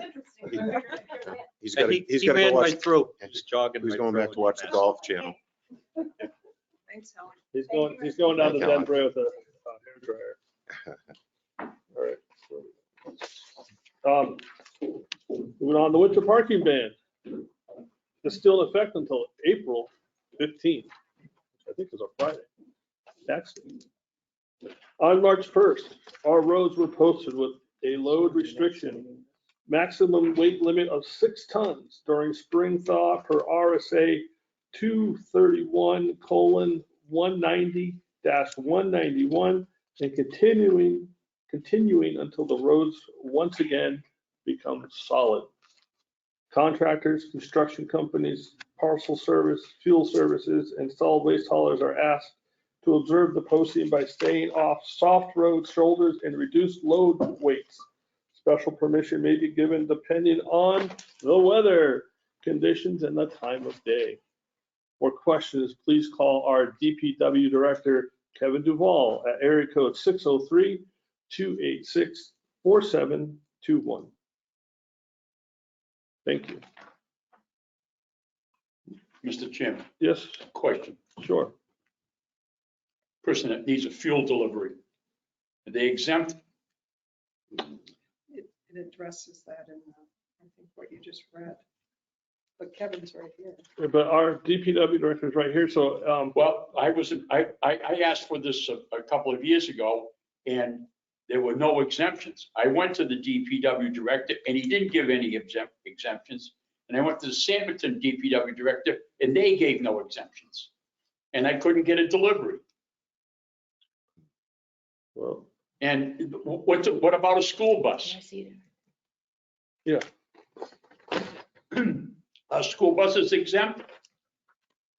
Or are school buses prohibited? School buses are exempt. The buses are exempt. So actually, just so we can get it on the record, if we can have our DPW Director come on up and answer, because I don't establish the rules and follow the rules. Well, I follow the rules, but he establishes and enforces the rules. So we'll get it straight from him. I wouldn't restrict fuel deliveries. But you didn't give any permits. You didn't give anybody permission. Companies are supposed to call my office and let me know when they're going to be traveling on my roads. And I give permission. Well, that's not what you told me. I don't recall our conversations. Well, I recall your conversation with you and the conversation with the Sanderson DPW Director. He is in compliance with what you're saying. Doesn't give permits. Now, if I run out of propane or I run out of oil and I can't get a truck to come down and deliver it, What's that gonna do? Look, Well, I don't It's restrict. right in the parking ban that you can do. It's not strict, obstructed. They're asking solid waste, fuel deliveries, things like that to run with reduced weights on the road and to avoid the sides, where it goes down into the Sure. ditch. That's what it says in the policy. now is Calebfield Road posted? Calebfield Road's posted by the state. There's no signs. They haven't posted the signs yet. So it's free and clear then? That's what you're saying? If the state has not posted their road yet, it is. Same thing with clear. School Street? That's correct. Okay, There's a thank state- So what they ask, so if they normally run a 3,000 gallon truck down the road, they're gonna ask maybe put 1,500. Go down. Well, I know DOT District 3 doesn't give permits either. Doesn't give waivers and doesn't give permits, because I called it.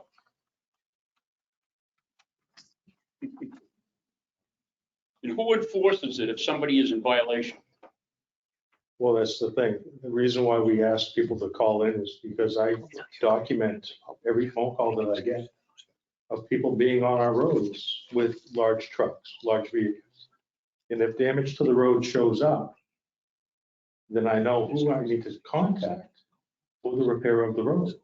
That's why I don't give blanket permits to these companies, because I have no way of knowing when a truck is on that road for any repercussions of damage.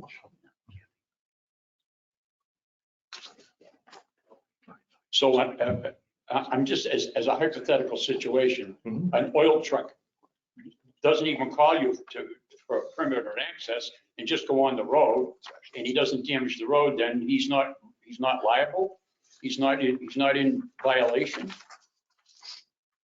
You know what I mean? Not everybody that travels those roads is gonna call you for a permit. I'm aware of that. Yeah. So, I mean, it makes the enforcement of that pretty sketchy. It is very difficult. Yeah.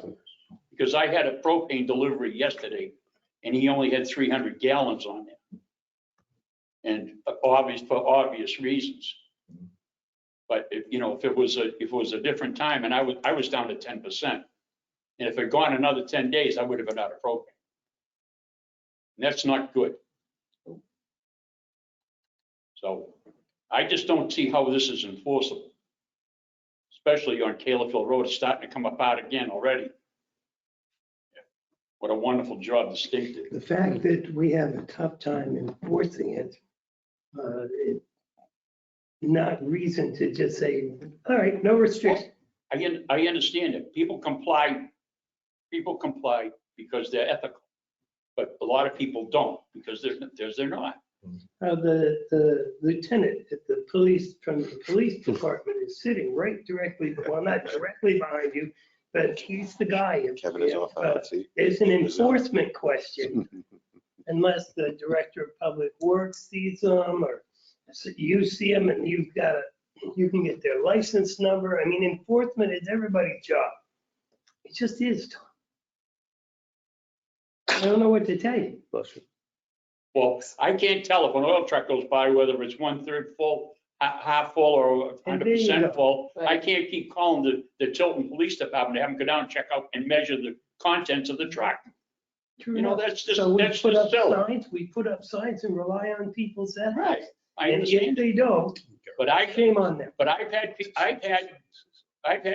propane, my feed service provider refused to come and deliver propane because of the weight limits. Well, I can't. And I went, That's a shame. like I said, I went to this gentleman here and I went to the Sanverton and they said, I need to get a permit, or exemption. We don't give them. What kind of an answer is that? We don't have permits to give. Well, an exemption, whatever you do. I mean, don't get too literal. So does the exemption mean that they can at any time? The deliver exemption, without I asked for an knowing? exemption to deliver propane to my house, not to drive it up and down the street. Let's not get silly about this. Well, like I said, I would never refuse an oil delivery to a person's house. Okay. If that But he told me he couldn't come because the roads had weight limits on them and he couldn't show up. There's I a, asked him if he could lighten up his load. He said no. there's a lot of companies that will not come to someone's house because of the load limits. That's their policy. That's their policy. That's That's it. But and the oil companies, they probably have similar policies where if it, they don't go down a posted road. Some companies will, that I know of, will call, I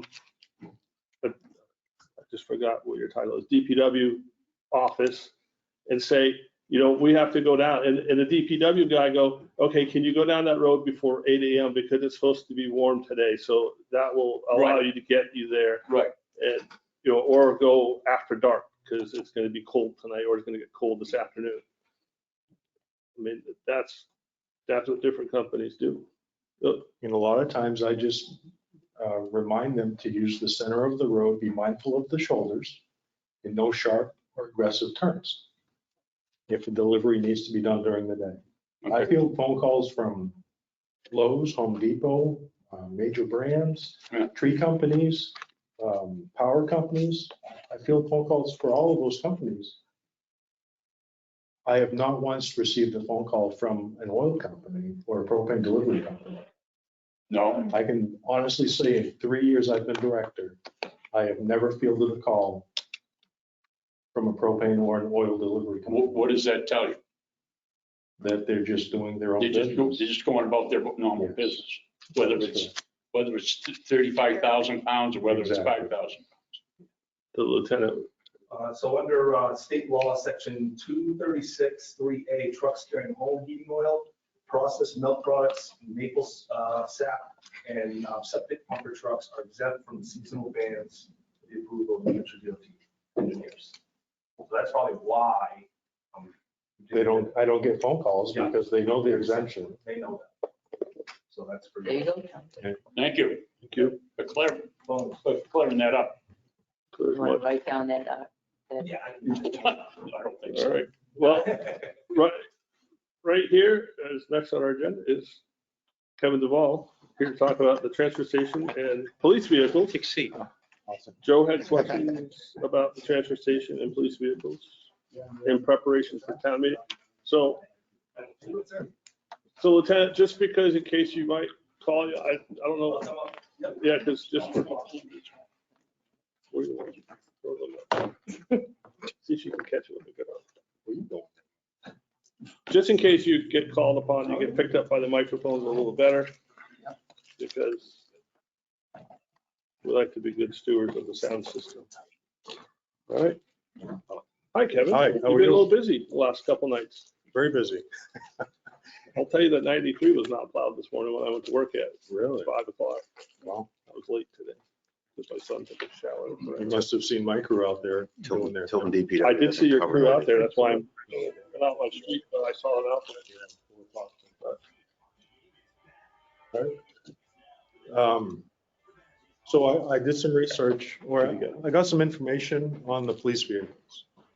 I got the spec sheet on the Tahoes and I got the spec sheet on the Ford platform.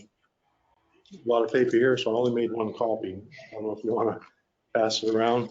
But what I did do is I kind of highlighted some of the key points or differences between the two. These are just a few of the differences. Definitely not all. Well, that's tough. Then Thank you, sir. we have someone on, we have a couple people.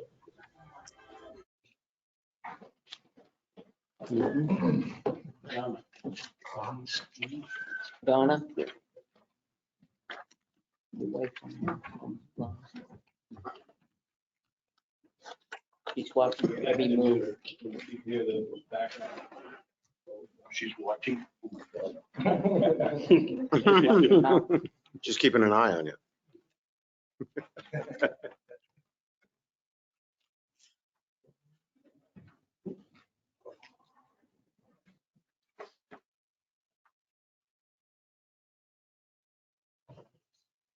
Oh, Okay,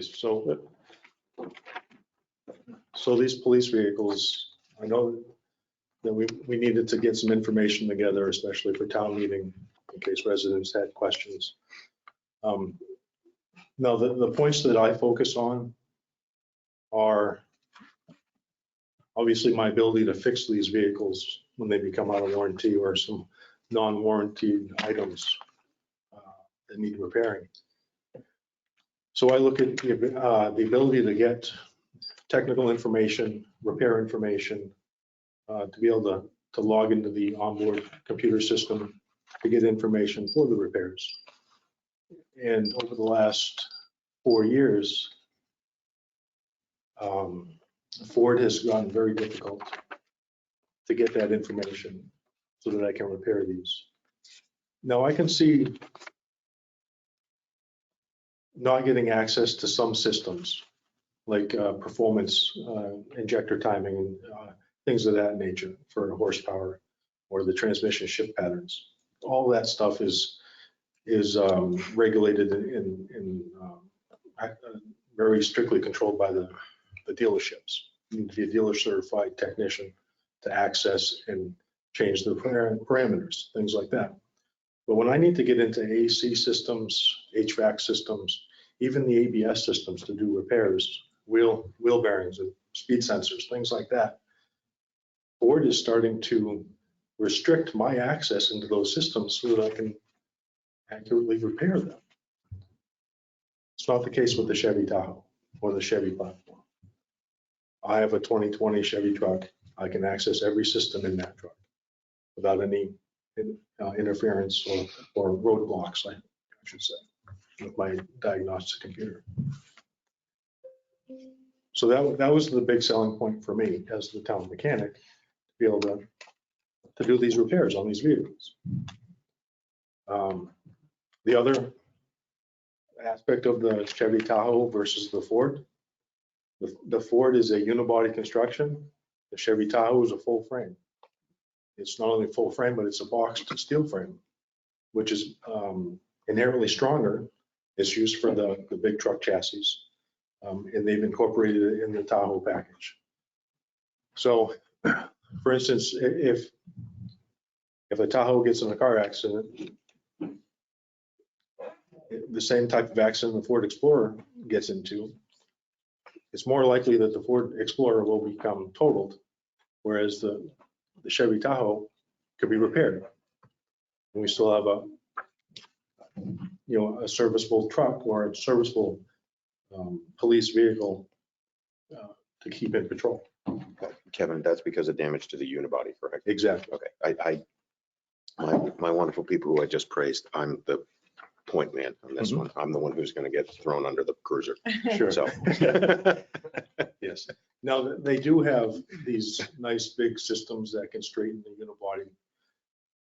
But metal's ability to bend and then go back to its original shape is just not there. Yeah. Once it's bent, it's bent. It's not, you're never going to get it straight. It'll be close, but not something that you want in your police pursuit line. It also weakens it, correct? Exactly. Yeah. The brake system is, the brakes on the vehicle are heavy duty versus the Ford platform. I could take a Ford brake system for a regular Explorer and it'll go right on the police package. The interchange. The Chevy Tahoe, it is a specific heavy duty brake system that's only designed for the police pursuit vehicle. It's very specific. It's engineered to take the abuse that the police put it through. That's the nature of their job. So I look at all of these systems and I look at all of this, the pros and the cons to each. And obviously I like the ability to fix these vehicles. I like the fact that they are rugged, strong. They'll give us years of life. And I use this analogy with Jeannie the other day. So when you go to buy a piece of furniture and you want it to last a long time and you want to have it for a long time, you buy something that's made of oak or maple, correct? something that's going to stay strong for a very long time. You don't go buy Crestwood or something that's made out of pine. The Chevy Tahoe is the oak of vehicles when we're looking at these police options. Go ahead. Kevin, just honestly, just for my reference, when I get to town meeting, when we're talking about the upfitting of all of the lights, et cetera.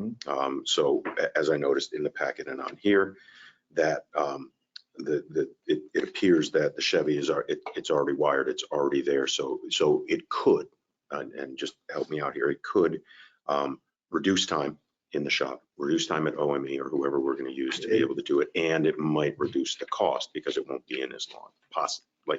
That is correct. Okay. The Chevy He's Tahoe. shaking his head no, so. Not the initial installation. We've already been quoted that. Yeah. So, Okay.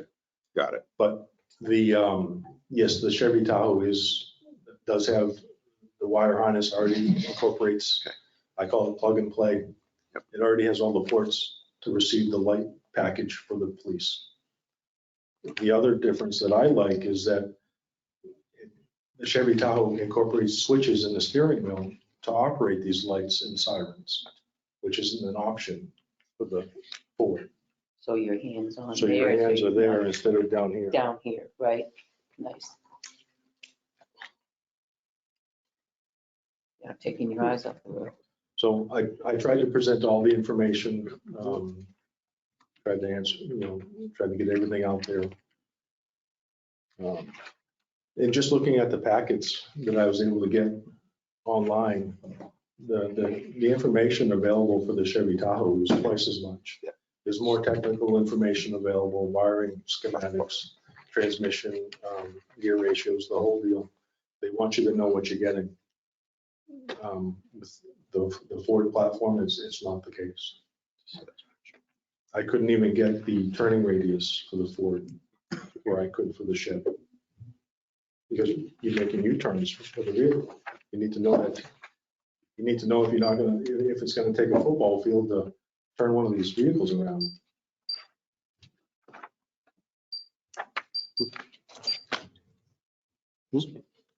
More cheat. John? So question came up. And I like everything you have here, and I do like the Tahoes. I was asked by somebody, well, why aren't we considering Dodge? The state police all use Dodge. Why can they put a lot of miles in that? Why aren't we going for them?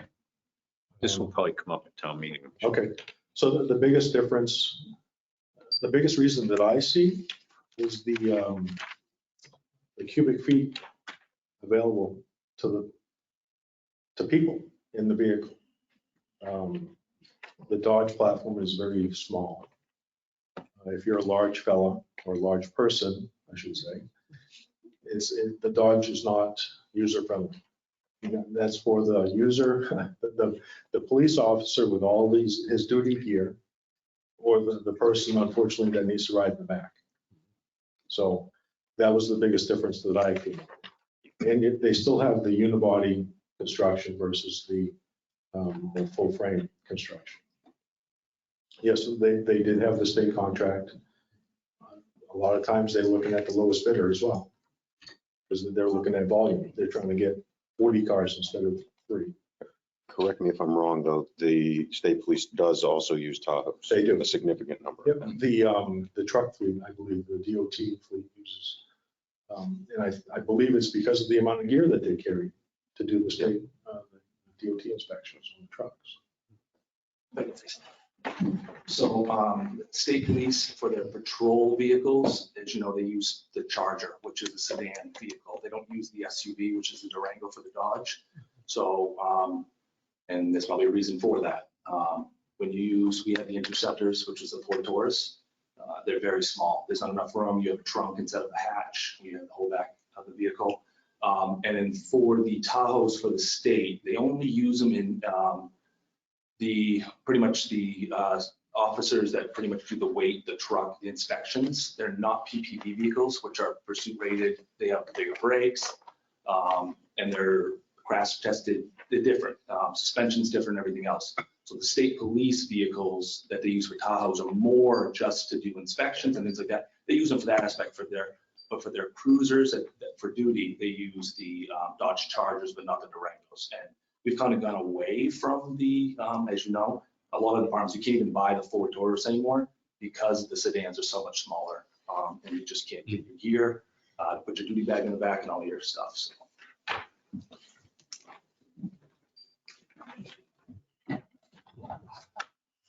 So, Go ahead. so, that's gonna increase our fuel costs on those vehicles by 12%. Is the savings and the conveniences worth the 12% fuel cost? And why? Well, again, mechanic brain. I have to think like a mechanic. And I'm gonna bring this up. 13 hours to change a water pump in a Ford versus 2.5 hours with a Chevy Tahoe. There's our savings for the fuel right there. That's even if it goes bad. Now, these brandy new police cars, seems we won't probably take possession of them until what, 2025, 26 maybe. I just wanted to make that point. It's good to have them back. The warranty on these things is how long? 3 years, 36,000 for the, Okay, usually the so, body, bumper to bumper. And then it's usually 5 years or 100,000 miles for anything emissions or drivetrain. can you perform that work and not void the warranty? Yes, Because you're certified on some level? With Chevy, I mean, does Ford void the warranty? as long as you keep documentation of the repairs and what you use for fluids and filters, you will not void warranty. It's which act? There's an act. I can't remember the Mazer Man. I can't remember exactly what act it is that does not void warranty as long as you keep documentation of what you do and what you use. So there's actually federal legislation for that. Okay, so we have a big repair. Oh my God, the transmission fell out. Of which vehicle? Pick a vehicle, the Chevy. We're talking Chevys now, right? Okay. Got to go back to the shop because they'll put in a new vehicle, a new transmission because we have a warranty. Where does that vehicle have to go? And, well, I'll ask that. You can't answer how. Where it has to go for repair? Yeah, You got Cat Chevrolet, you got Bank Chevrolet. you so got we're not stuck with Benson's. going, Benson's. we're not stuck with going to Manchester or Lowell or any of that stuff, right? No, we could use local. And the dealership would have to have a qualified technician doing the repair. And if they have even if they have a new technician doing the repair, there has to be a quality control guy that's making sure everything is done correct. I mean, there's certain levels of checks and balances within the dealership, which I saw firsthand when I worked for Liberty. As long as they're doing their part and keeping track of everything that's going on. But again, that's part of my position. I don't assume that they're doing everything correctly, and I'm there asking the questions and letting them know that I actually know what I'm looking at. There are numerous dealerships in the area that are familiar with me. I'm very proud to say that, it's one of those things that's my wheelhouse. Being a mechanic and knowing the ins and outs of not only the shop, but also the office side of that as well. Quality control, documentation of the parts, proving that they put the parts in the vehicle, not just cleaning off an old part and putting that in there. These are all things that I saw firsthand at the dealership, so I know how to check all these things and to know that we can use a local dealership and get high quality service. That weighs a lot as well. It cuts down on the downtime. usually these local places will have a level of priority to the departments that are closer by. Somebody in Massachusetts isn't gonna put Tilton, New Hampshire on, first on their priority. Just not gonna happen. It's the reality of it. So the purchase of these vehicles aren't being handled by a local entity. We have 3, you named them off. And yet we're buying them from someplace in Manchester who already promised they were in the lot with Tilton tags on them, and they have not been in evidence. I mean, that's changed. Yeah, I don't know the particulars on that. Why didn't we go with a local entity? That was already answered, that they didn't have police packages. Yeah, and there's state packages with. I understand Yeah, that. the state. but Maybe I'm not aware of but that. somebody who keeps calling me maybe doesn't understand that. So I would like to question it. Yeah, I'm not aware of that information that you're asking. Maybe Abe can answer to that. So I called when it was time, and we kind of touched on that. I've called Irwin's, Benson Auto, who I know everybody there. They would not take, pretty much they wouldn't take an order on the Tahoe PPVs. It's a special Tahoe. It's not one that you can get from anywhere. So you have to have a market for it, because when you order those, you have to have buyers, and there's not a lot of towns. I know Franklin just picked up 2 brand new Tahoes. They got those from Liberty. Or Colonial down in Massachusetts. The reason why I went through McMulkin is McMulkin is a big dealership, and they can buy 30 or 40 of these, and they'll throughout the state, but they have the state bid through the state. So they get the state bid, and you pretty much will get that number all the way across the board. You know that. There's no other dealership that is ordering these in New Hampshire that are already available that are doing the state bid. So that's why we went with them. Readily available? As in, you said that it was signed, delivered with Tilton. That was my understanding when it was first presented to me. No, because of everything else that's going on with the chip shortage and then not being able to get vehicles, the whole country is trying to get these vehicles. So they're picking these other bigger Chevy dealerships to supply. And New Hampshire was not one of them. McMulkin had none of those vehicles in the middle of the summer.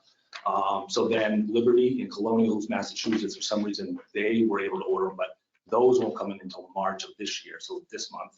But they're about $5,500 more than the state bid of New Hampshire. So McMulkin did not get any vehicles, and their bid or their delivery of those vehicles 2023 begin in 2022, and those will come in September of this year. So Okay, so maybe end of the year? yeah, September, because I spoke to the gentleman today, actually, Paul from McMulkin, and he does the state bid and he does all the fleet, and he said September is the date. So, and I actually haven't checked in with Liberty in Massachusetts to even see if those vehicles are on the lot and going to be there for March. So it's not even a guarantee. That same goes with Fords too. Good luck getting any Explorers at this time. It's not just Chevy. So either way, I think we'd be in trouble. And I think it's everywhere.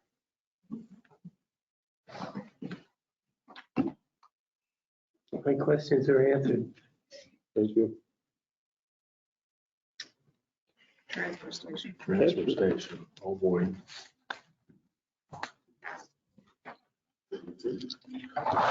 Joe, just FYI, in the latest warrant business session, the warrant articles, because you're speaking to the recycling, there are some notes in there. I don't know if you've seen them yet. Oh, Kevin has a folder this time. Last page.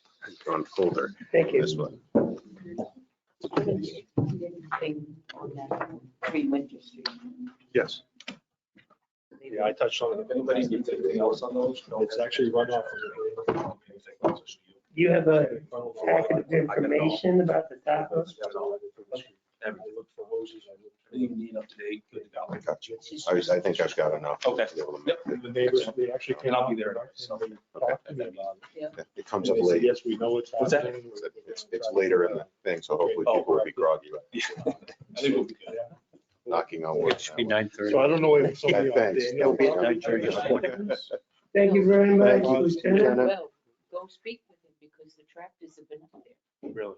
Okay. behind the building. Okay. So they might have done some work up there that's changed how the flow is The going. tractors are running, but I don't know anything else about that. Yeah. Right. Huh, That's interesting.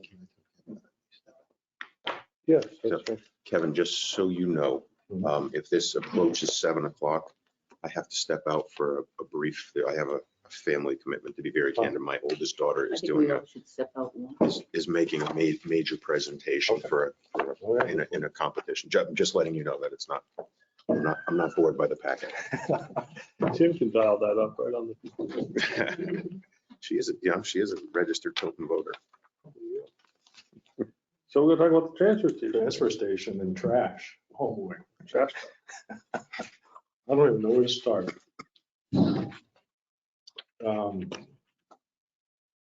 Well, so we're working on getting some information together because there's been a bunch of ideas thrown out there and a bunch of directions that we're thinking about for the transfer station and trash and recycling and things like that. I've had numerous meetings with Tim and Jeannie. Actually, I had a conference call with Pinard Waste the other day, the first clarification on the what was presented a few months ago. So this past week, I put together some information. If we were to handle recycling as a whole at the transfer station, if we were to do away with it at curbside, and have everybody bring their recycling, if they choose to recycle, to our property at DPW, and we would handle it at that level. We ran into some issues with contractors getting back with estimates. And so Jeannie had reached out to Mike Fowler, who's the DPW director at Meredith. They have a full-blown transfer station. They handle all their recycling. And he actually forwarded some really good information to Jeannie, and then she forwarded it to me, which was very, very nice. Thank you. And he mentioned that it's going to be a $250,000 to $300,000 investment for us to go from what we're doing now to handling recyclables at the transfer station. And that first page kind of outlines what that is buying, basically, what that is, the startup estimate, what it encompasses. And obviously that is just an estimate, because if it happens a year from now or 2 years from now, there is no way to tell what the cost of materials and labor and all that's going to be. This is a starting point. In the packet, I also did some research into the equipment that we would be using at the DPW for handling the recycling, to give you an idea of the cost of these units. Tim had gotten some information for me on personnel. I figured on 2 extra guys for my crew, which was about $55,000 per year per person, I assume. So about $110,000 per year for the personnel investment. Mike was saying in Meredith, they have five full-time crew members handling their recycling.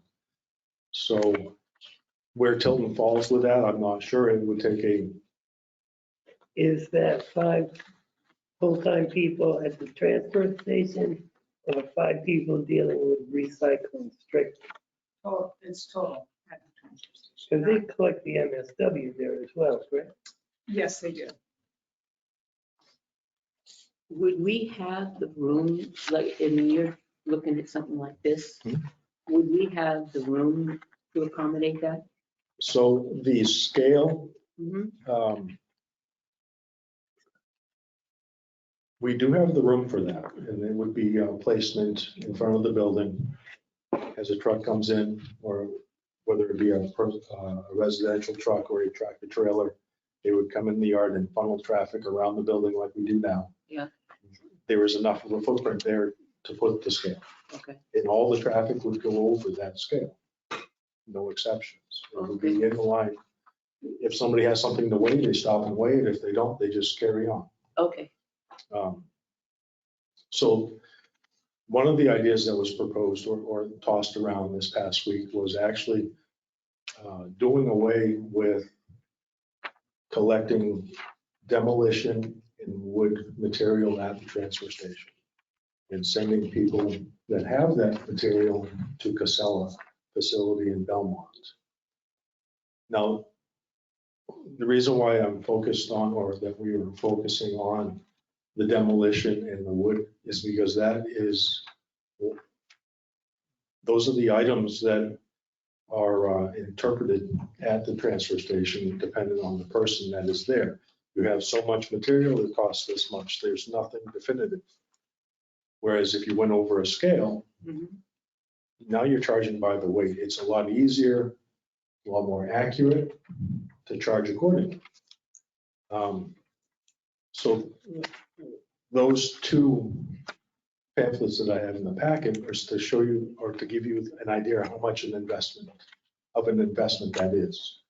Or we have people bring it to Casella and Belmont to give you something to reflect. We can either send it there, or we can make the investment to have the weight, the ability to weigh these trucks or these units at our facility. So that is just the purchase of these scales. That doesn't include the electricity or the concrete work needed to have them up and running as well. but if I remember correctly, we're not really making money off of wood and demo. No, it's a huge costing expense. us. We're, Huge expense. It's the right, we're making money off of the recycling portion of it, correct? The cardboard and paper. I don't even think we're making money on that. We're not. We're not making anything right No, we're now. not making any money except This for is metal. future potential. We could. Future potential. So we're trying to reduce our cost and obviously provide some solutions for the next few years because of the cost, the increase in how much the curbside is going to go up over the next couple of years. Right. Huge money. I know Tim can speak more about the specifics on the money end of it. But it's enough of a difference to make us sit back and, okay, we got to make some changes. And one of the biggest changes that we can do right now is dealing with the demolition and wood. Yeah. That's concrete, pressure treated lumber, painted lumber. It could be brick, asphalt, things of that nature. Anything to do with construction. That's a huge expense for a tipping fee. The hauling fees is huge as well. The dumpster rental, because that's not free either.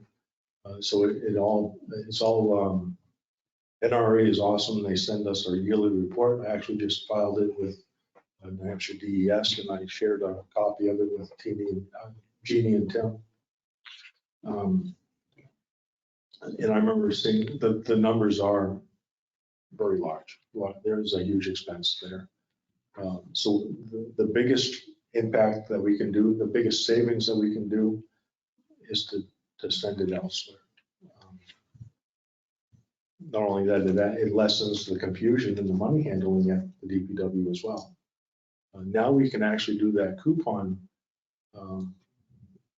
program a little more accurately, because now we can assign specific coupons to a refrigerator unit or a sofa or a mattress or an AC unit, things like that. Whereas we were thinking how we could handle demolition or wood material when there's really no accurate way of knowing how much it's going to cost until they get there. So we kind of addressing two situations with. And then you have the weather, which weights it down as more. Absolutely. So if we did decide to do away with the demo and the wood, that's freeing up two dumpster locations at the DPW. So now we're getting more real estate to handle our recycling, or to add a compactor for the MSW, if we go that way. So we can actually gain more room to handle the recycling. And as far as I can understand, the recycling is where the huge cost is coming up over the next few years, is the ability to get rid of it. It's expensive to handle because it's single stream. So it costs money to have somebody on the other end separate it out and do what they have to do with it.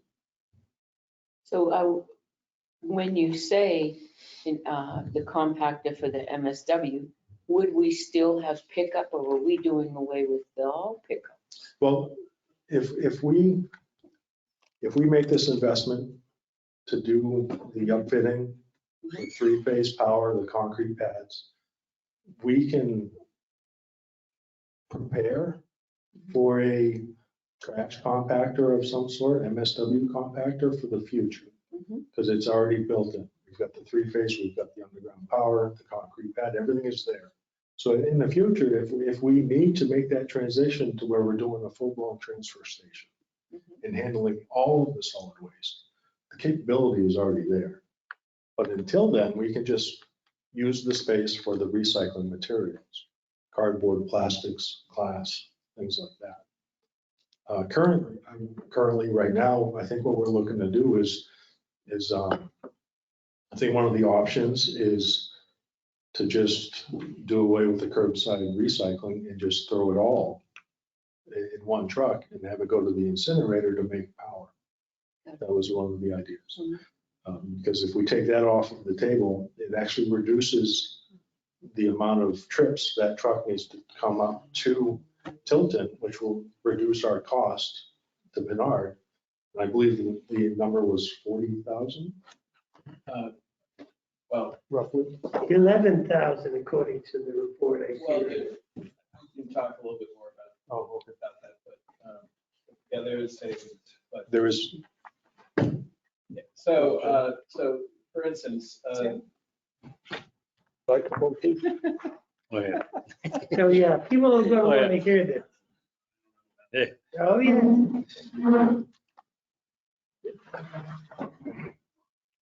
You didn't really think you were going to hit that. yeah, I did.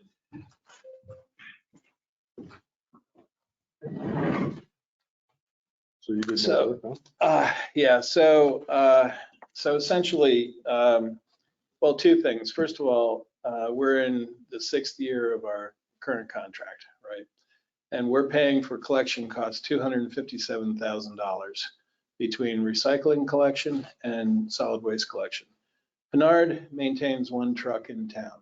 They actually leave it up here somewhere, and it's run 4 days a week.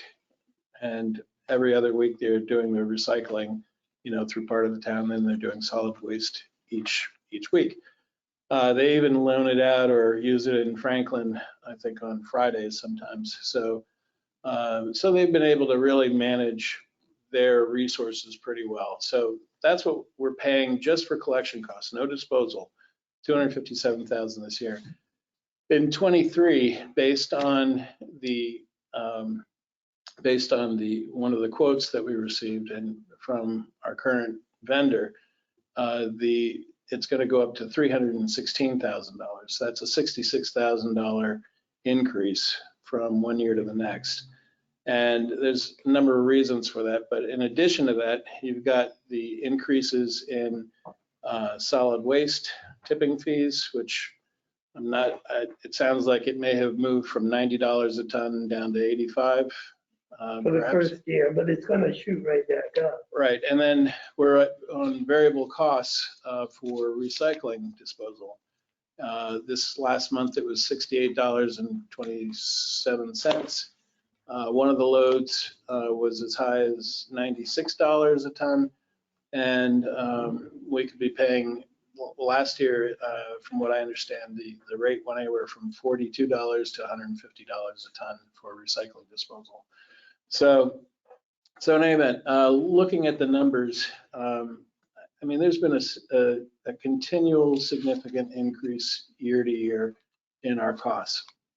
The construction and demolition costs that Kevin talked about has also increased over the years. And way back, maybe 4 or 5 years ago, we would budget $8,000 or $9,000 for this, and it was pretty much associated with Amnesty Week, and sometimes we would overspend it, not always. And now, this last year, I think we spent $20,000 or $21,000 in just handling the construction and demolition material, the rentals of the units, the transportation, taking it away, plus also the fact that it takes up a lot of space in his yard.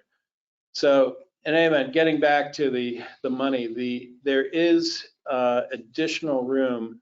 So if you were to look at what our current vendor proposed in terms of solid waste only routes versus solid waste and recycling routes, they show on paper a $7,000 savings. However, that was based on the absolute worst possible number of bins that they would pick up. So if you were to talk to our vendor, he would tell you that his costs are associated with every time he picks up a bin. It doesn't matter what's in that bin. It could be full of trash or recycling, or it could be, there could be one slip of paper in there.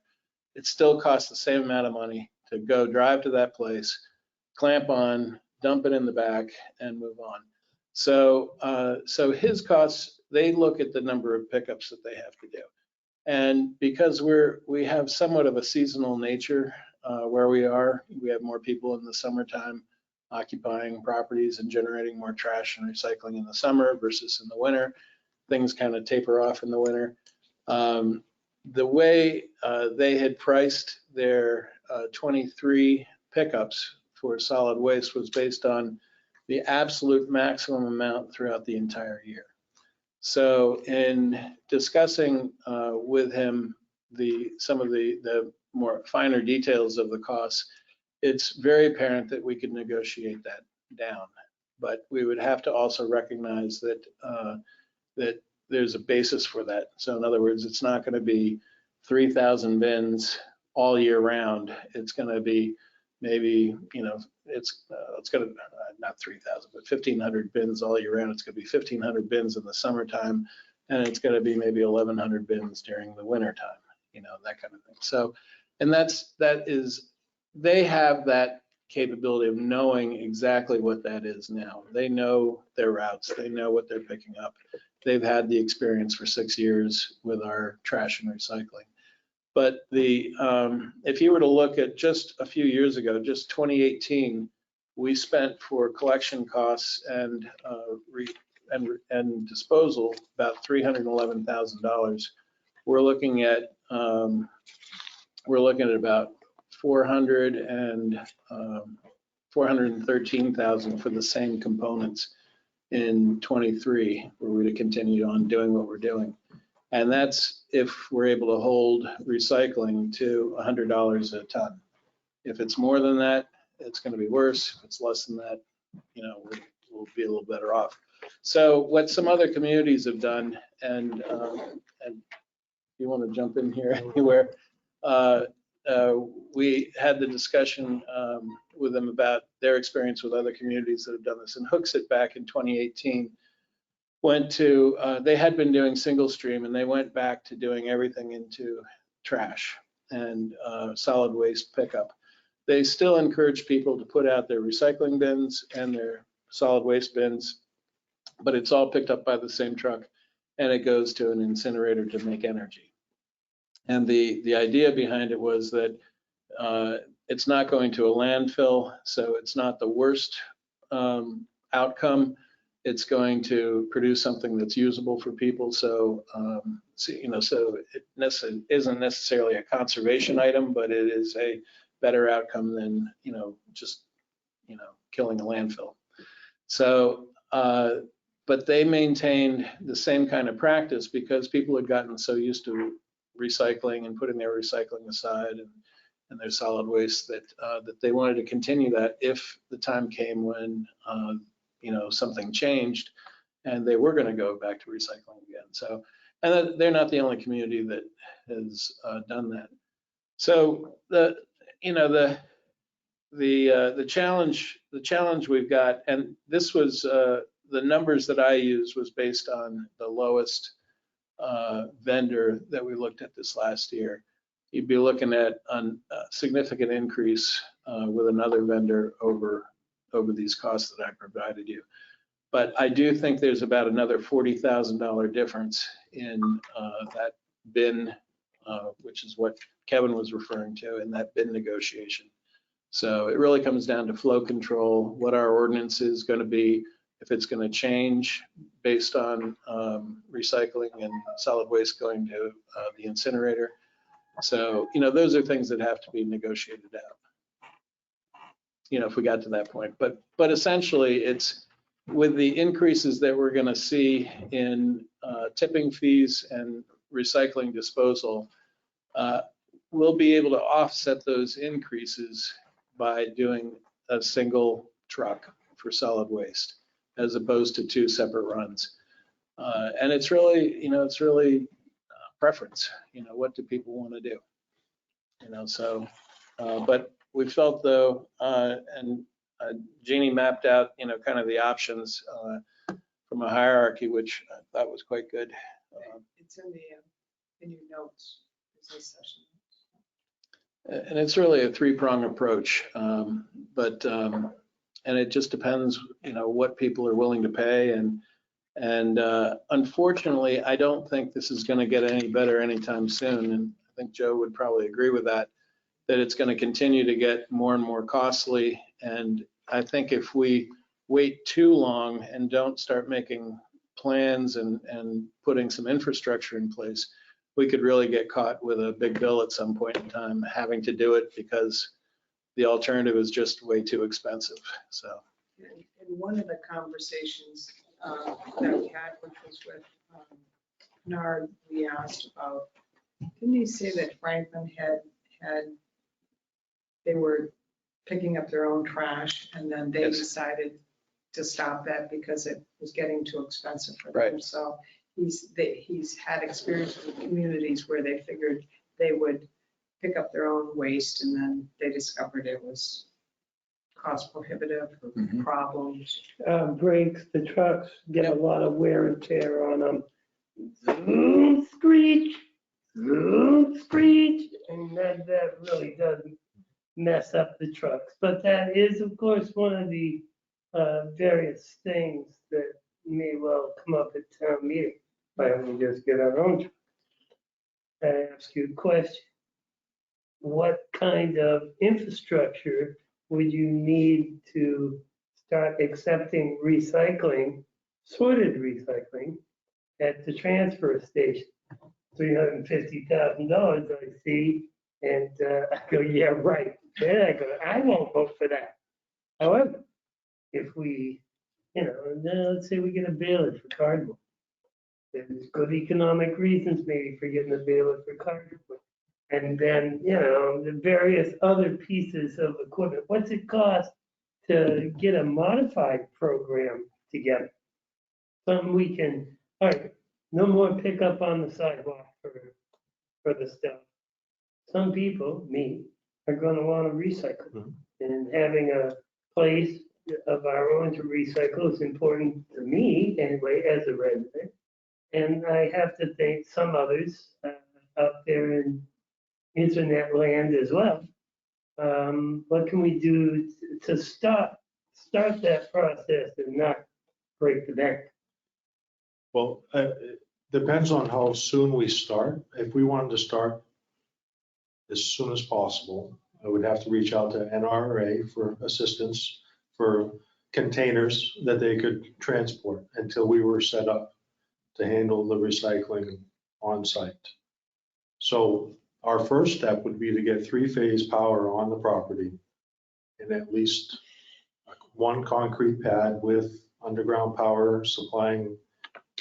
I would recommend a cardboard baler, paper cardboard compactor baler, because I think that pays out the most right now. Yeah. And it's easier to get rid of, basically, in and out. So we do have the storage capacity in place for just one item. And we do have the ability to house that one unit with some modifications to an existing building, our sander shed, which so my plan would be to build a pole barn to hold our sander sheds. Our existing sander sheds would be retrofitted with a concrete pad, underground power, insulation, garage doors. So it would be minimal expense to get up and running. I foresee the largest expense would be getting three-phase power on the property. More than the baler? I don't know. I'm waiting for those estimates to come in. That was the frustration with some contractors I've reached out to. They're delayed in getting information back to me. But that is definitely a lot easier than doing the whole thing all at once. In fact, I was going to recommend that if we went that route, that we break it up into segments. We do like a 3-year plan or a 4-year plan. First year, we start with 3-phase and at least one piece of equipment that we could start handling some of this stuff. We get our feet in the ground, we get some stability, we get some networking established, and then we could add on later on. So the first year would be 3-phase power, the concrete pads, and the electrical. Get it all done. The second year, we could add a hammer mill for the glass or a compactor for plastics, a baler for plastics. So now the second year, we could start handling not only cardboard, but also plastics. The third year, we could handle we can now start taking the glass. So the third year, we would be able to handle the glass, the plastics, and the cardboard. Can you use a cardboard machine to bale newsprint? Yes. And they can be used to bale plastics as well. But I would assume that the volume coming in, we wouldn't be able to use one machine for both. Not only that, but plastics are notorious for containing things like Contaminants. oils, Yes. stuff like that, which would ruin our newsprint and cardboard. So that wouldn't work. I'm also thinking of the added strain on my department as far as personnel. So it would also include at least one additional person. I'm thinking that the volume wouldn't be so great at first, but eventually we would have to, one person, then a second person, and maybe even a third person if we're a full-blown recycle center. Then we're also thinking of, we have all this material to handle.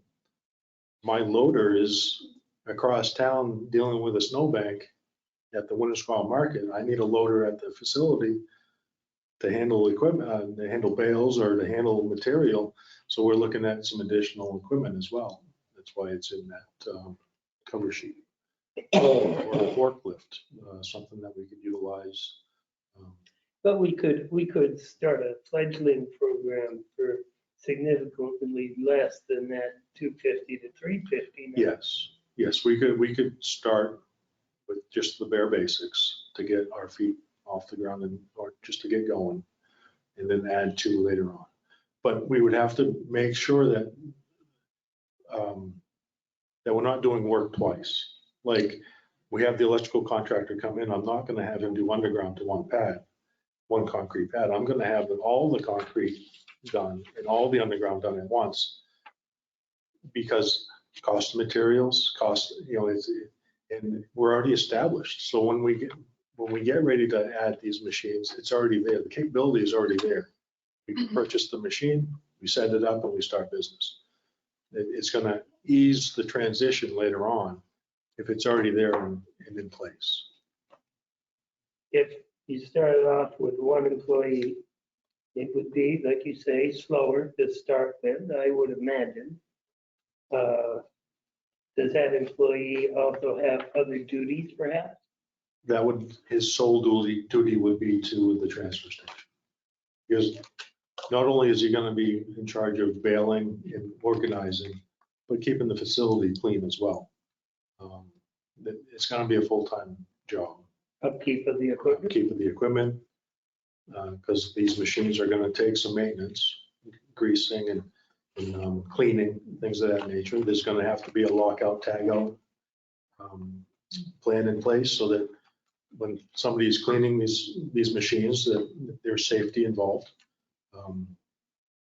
God forbid somebody's inside it and somebody pushes the go button.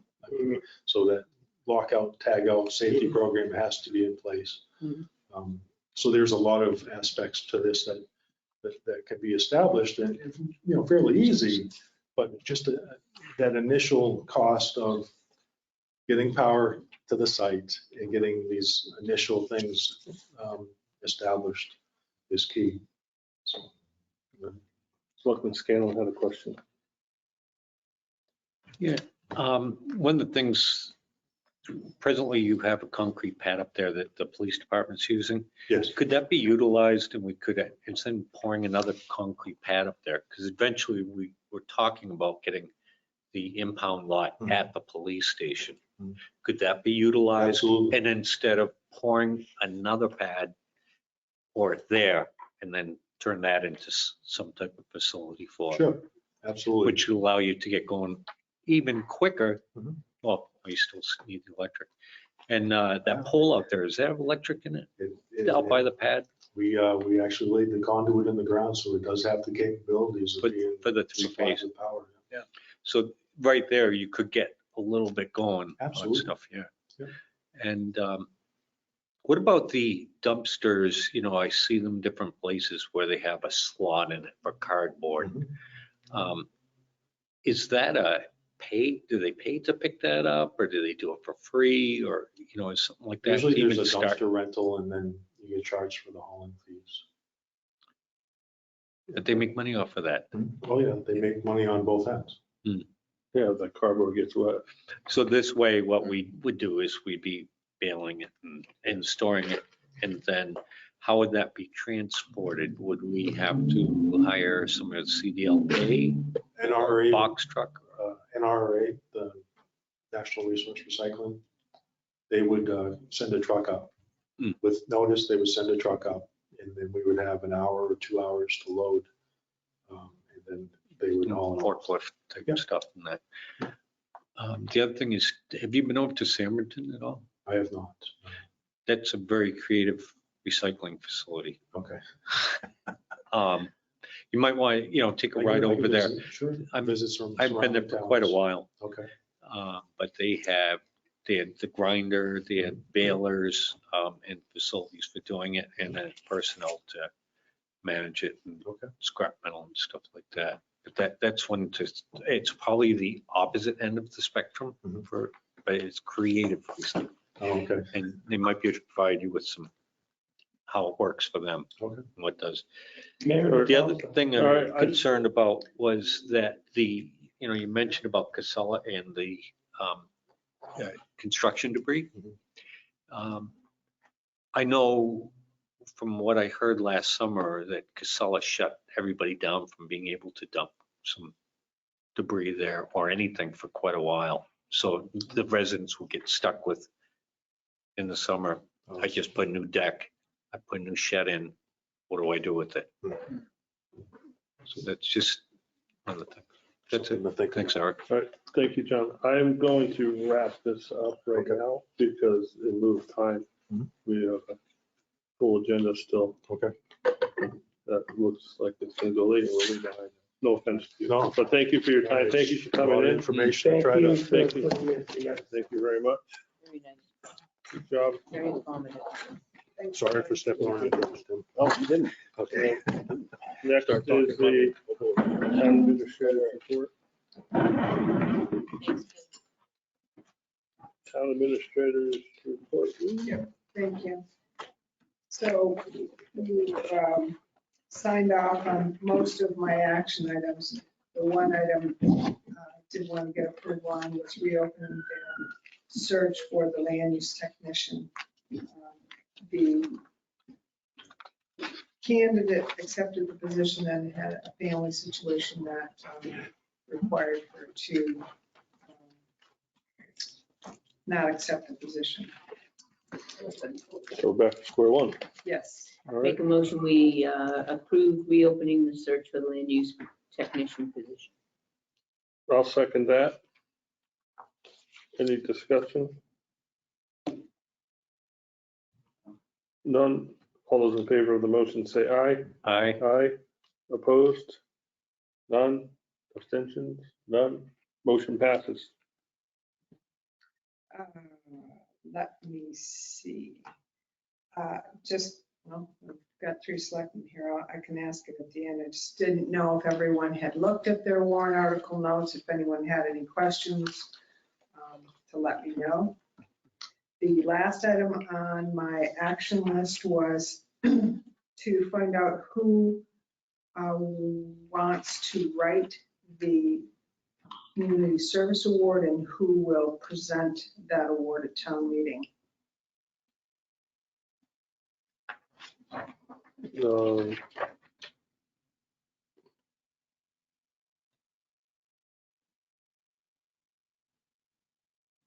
People that left the room. No. Joe? Joe? You know who you want.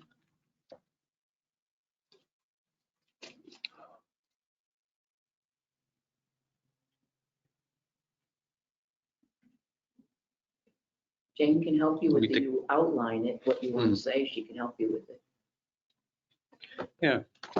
Okay, Okay. I've been appointed. Okay, good, thank you.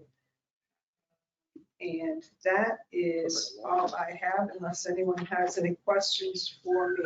I have a question. Yes. I just got a text message and I kind of looked it up on my phone and because I couldn't believe it would be true, but do you remember when we reappoint for people on committees? I just got a text message from the committee. And we have 3 members that are up for reappointment on the executive committee. They're up to 2022. I thought maybe it was the first of the year, but maybe it's We do after it town around meeting. this, yeah, right Okay, around this time. because you're up for noticing the town, Yeah. looking at the town, you're up for a couple. Yep, and I've already talked to Gail about that, probably a couple days ago to start looking at that. So, okay, so we'll get Yes. notices, Updates, applications, yes. and then, What we're gonna do is we'll go to the committee chairs, commission chairs and say, who wants to re-up? who wants to re-up and Who's whatever. Who's gonna be due to be up, who wants to re-up? So, Okay, great. Couldn't remember whether we did it after town meeting. That's we- when I always we did recall our it was done. committees It and- was It's like always the, right around town meeting. we Who always wants to do our committee? knew, We vote start- on chairman. we and start asking the question now in preparation for when town meeting is done, we can get right on. Okay, got it. All right. So you're all set, Jeannie? I am. All right, thank you. I had asked the question, but I can send out emails. Well, if anyone had questions on the notes for, Well, who's gonna, you still didn't get an answer. You got the answer on who's writing it. Is John gonna Yeah. present as well? I think Okay, that's what he good. said. Yeah. Yeah. She's writing it, you bet. So do you alert the family? Huh? What? Last year, we alerted the family to be there present. Spouses or Yes, well, I think whatever. that person will be there, but Well, children. We'll take care of it. yeah, Yeah. we'll take care of that. I'll Okay. talk to him. Okay, Unless you want to, it doesn't matter to me. John, do you want to do it or do you want me to? I can, Okay, fine. Right. All set? Yep. All right. Moving along, town clerk tax collector. Tim Souls, deeding lien contract. Is she here? We stopped 3 times.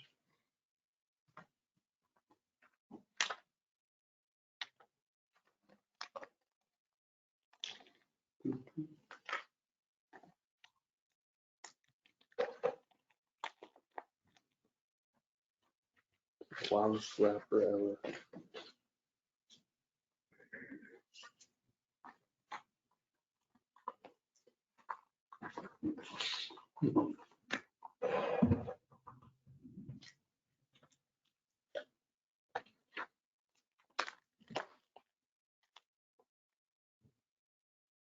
Hold your. Yeah, now try and open it. My bad. For the trick. Okay. Easy. There, open. Good Something done. dinner.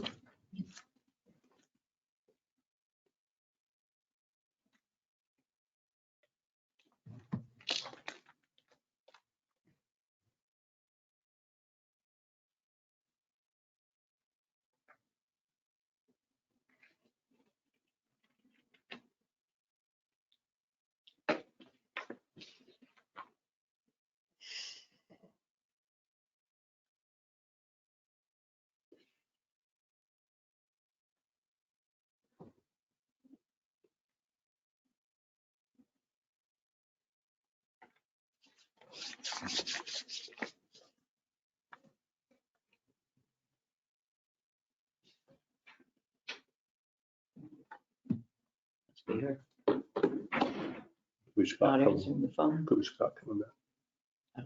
Not answering the phone. Hart. Who Oh, goes there? she answered my text. Hart. It's Who gotta goes be there? her. She said K.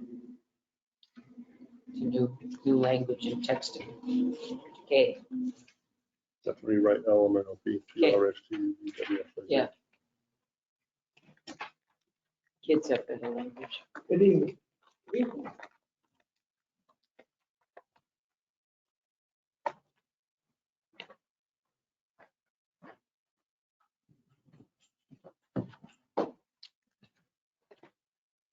So we meet again. Hello again. Hello, hello. This is a following up on a request for the board to sign a contract with a different deeding and lien company. That is correct. So I have the contract here. Tim looked at it and gave his approval. So now it's just a question if I can get you folks to sign it, so I can have it tomorrow and send it in to them and get things going. Wasn't there a list of things that we had asked about at our last meeting, such as insurance and other? Right? Have you gotten that? Has that been looked over? I've got the insurance binder right here. I Yeah, sent maybe that I'll- to you, actually. Was the list Everything's been information. sent to us. Well, I saw the insurance binder, but I didn't know if there was other things. I thought we The had references, references and that was I in thought there. I'd answered all Yeah. those questions in the letter that In the I sent email. you.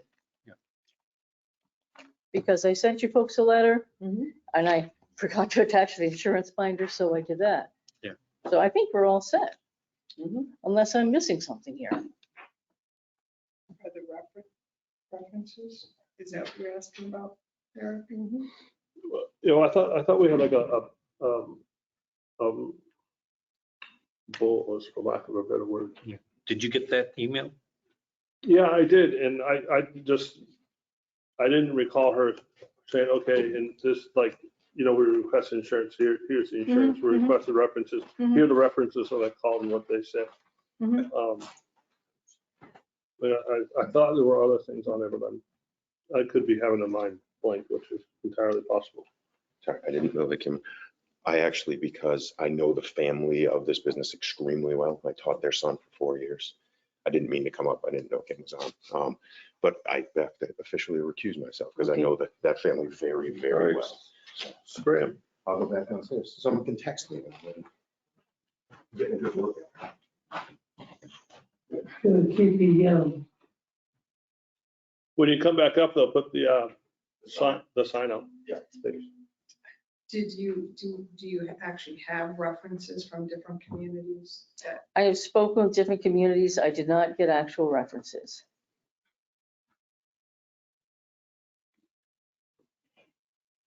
Okay. Are you saying that's what's going to hold this up? No. Okay, the reason I ask is that I'm on a time crunch here. I want to answer all your questions, but I also want to hit the ground running at this point. I went to both companies' websites. Mhm. I also called some people Okay, just for my own personal, and can't remember the name of the company, but the new company, for me, was talked about in a positive way. Mhm. And the reasons why they switched to the new company. okay. My curiosity is, I just want to get it out there that we had asked these things, make sure that they're covered, and then Mhm. Right. we're doing our due diligence, that's all. Mhm. So I'll make the motion that we approve the deeding lien contract as presented. Well, by Town clerk, tax collector. I'll second that. is there a second? So we're approving something, we haven't read it? Did we read it last week? We Okay. vetted it through our finance director who does our contracts. Right. Okay. can I just ask a question? So I just heard what you said. What, do you intend to start with these folks right away? Yes, I do, because it's time to get going with leaning and deeding. I will be doing my leaning the end of this month. Okay, did you read, have you talked to Total Notice? Are they aware this is coming?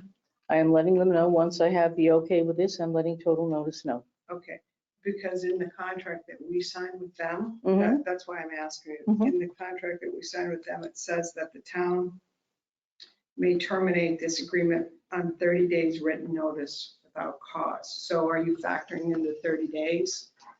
Are you saying that that means I can't do this for 30 days until writing to them?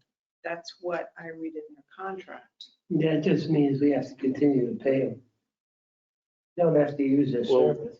Is it paid upon, is it paid by performance? Like, I don't know, I just saw that and it went, and when you said you were gonna start right away, I thought you had figured in the 30-day notice.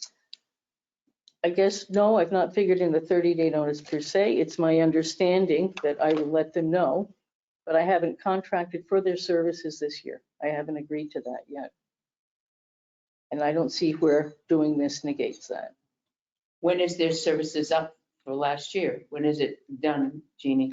Well, what it says, it's not on a, it doesn't appear to be on a annual basis, the 2021 agreement for services. does it have an expiration date? I guess No, it it is. just says nothing in this agreement is intended to prohibit the town from using other title examination resources if it deems the same to be advisable. The town may terminate this agreement on 30 days written notice without cause. So my question is, and I mean, certainly we can ask the attorney, but the way that I read it is that we have to give them 30 days notice.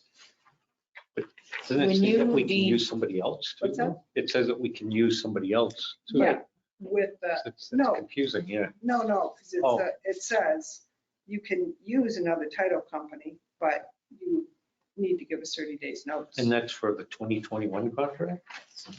So she can technically start with the new company. Well, I guess if I were her, I would call Total Notice and ask them and see what they say. Yeah, when you say you're gonna hit the ground running, you have to do what? What's your process? Do you do certifies? Or do you contact them and say, hey, research this? What I'm going to do is, once they have the contract, they will let me know what they need. Okay, Once I start the end of the month, when I do the certifieds and send them out, I also send them a notice of it. so And they continue that process, and then when we get ready to deed, again, I send them that information as well. so if you notified them tomorrow, Mhm. you'll be short 1 or 2 days of that 30 days? Is that what you're saying to us? Sending out, using the company? Because you have to do a lot of things first. You have to do the deeding certified, and then before you actually call up and use that company, is it going to be the end of the month or the first couple of days of the next month? Today's March 2nd. I guess I'm not following you. I apologize. You need to ask me again. So 30 days from tomorrow, which is the 3rd. Yep. Do you still have time to notify them and be able to do your work, getting the work out? Yes. Okay. All right. That's what Okay, what I'm trying to ask you. gotcha. So if you notified the I'll old notice company tomorrow. Yep. that you're no longer, services are no longer needed, Mm-hmm. you're going to a new company, then you call this other company up. You're actually not going to use that new company for 30 days. You'll do all the preparations and everything, but you're not going to use them doing the research and stuff for that 30 days. I will start sending them more information as they ask for it. Right, more information and stuff, but they're not going to do the actual researching and things until the April, Yeah. March. When I give them, the end of March, when I give them the certified note information. Correct. Okay. Explain your situation. So I'm looking at this. This was on the 14th day of December 2020. And it was an agreement that was made for the 2021 Agreement of Services. And it says, whereas Total Notice desires to assist the town in meeting its statutory obligations to notify mortgagees and OAA lien holders, you must know what that is, of record for the levy of 2020 and or unredeemed liens.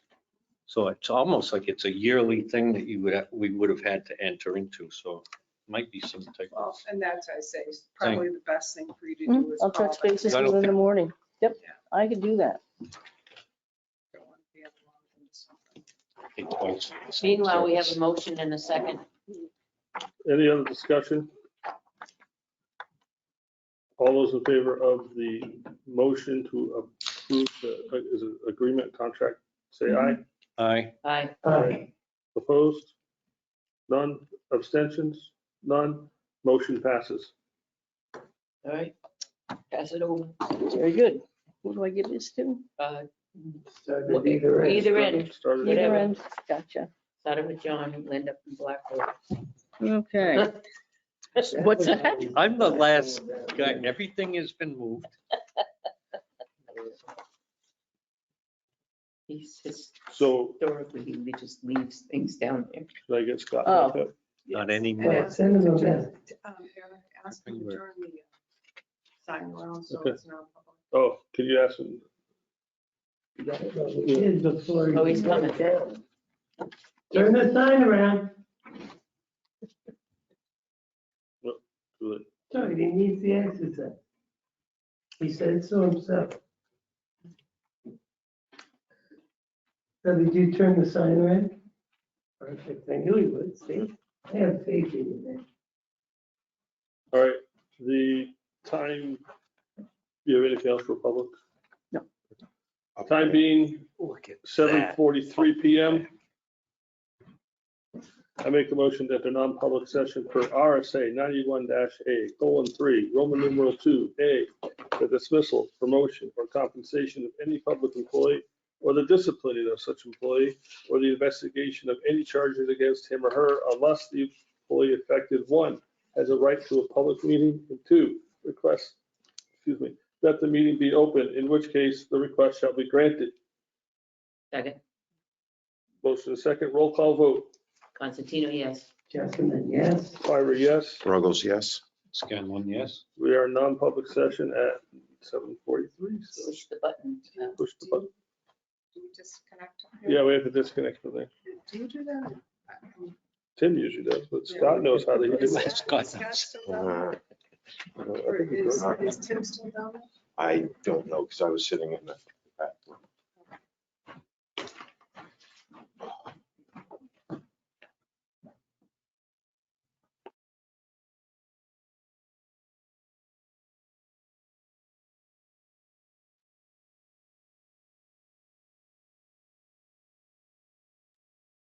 This conference will now be recorded.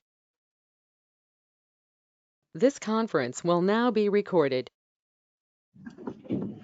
The time being 9:13 PM, I'd like to make a motion to come out of non-public session. Second, any discussion? Is it roll call? No. No. All those in favor say aye. Aye. Opposed? None. Abstentions? None. Let's see, I'd like to make a motion to seal the minutes of the non-public session of March 3rd, 2022, because of reasons justifying the need for the non-public session still remain. Second. Any discussion? Hearing none, all those in favor say aye. Aye. Aye. Opposed? None. That's my first one. There. I do have something. Okay. I do have something. I want to bring up the meeting schedule because we have town meeting next week, which does not constitute for a meeting on the 10th and does constitute a meeting on the 17th. Do you want to keep it that way, or do we have last minute things that we want to get ready for town meeting on the 10th? I could put either way. Just before town meeting, I would like to afford the finance officer and town administrator all the time they can get to work on that. And I think we should discuss it again after town meeting, what we're gonna do for the summer and so forth. We should talk Put us about on the that. 17th. Well, the 17th, you usually vote for offices and all that kind of stuff, so. But you want to know if we want to That's meet on the perfect 10th. timing for that. I had some other business. Okay, You're all So- set? so no on the 10th. No on the 10th? Yeah. Okay.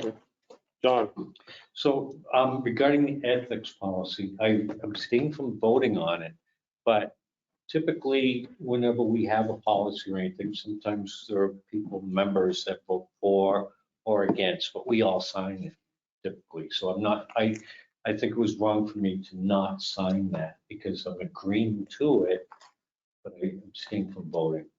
So I don't want to mess it up for everybody, make everybody re-sign it, but I'd like to have my signature on it. But you abstained, which in I- fact I means you agree. You didn't vote yes, but. I didn't, yeah, and because we've always signed, a lot of times we have things, it's a 3-2 vote or a 4-1 vote, and we still sign a policy because, you know, Sometimes. it is, can have Tim put it up on sign now. yeah, sorry. Okay, Yeah. let's sign it again. well, the time being, John, I'm sorry, do you have anything else? No, I'm all Okay, set, good. thanks, Eric. The time being, 9:16. Joe, do you have anything else? It's really great to be back. It's been a month and I felt not inadequate. What's the word? Refresh. Lots of those things, but I felt something missing out of my life. What's that, Joe? Motion to adjourn. I'll second that. All those in favor say aye. Aye. Aye, opposed? Opposed? You can stay here. We're going home. Let the record Thank you. show. We are adjourned at 9:17 PM. Thank you very much. Let me ask, did anybody show Bill yet? Okay. Yes. All right, love you. I went over there, was that Tuesday? How was Bill? Presented that. How did that go? It went well. Ironically, as soon as I walked in to present it, Tom from T-Hop walks in. I got Donald Rhodes there with me, so I had to wait. But he was surprised and appreciative. That's good. Tom was there for One of the alums of the college that is very well connected with the CEO of a corporation called Squarespace. Yeah. And they're interested in actually investing in the project. Whoa. Well, that's outstanding. Let somebody else take the. Yeah, so that was, Give so me that's, Squarespace. yeah, So- so she, yeah. So I'm gonna be sending in some questions regarding the cable, probably, over the weekend.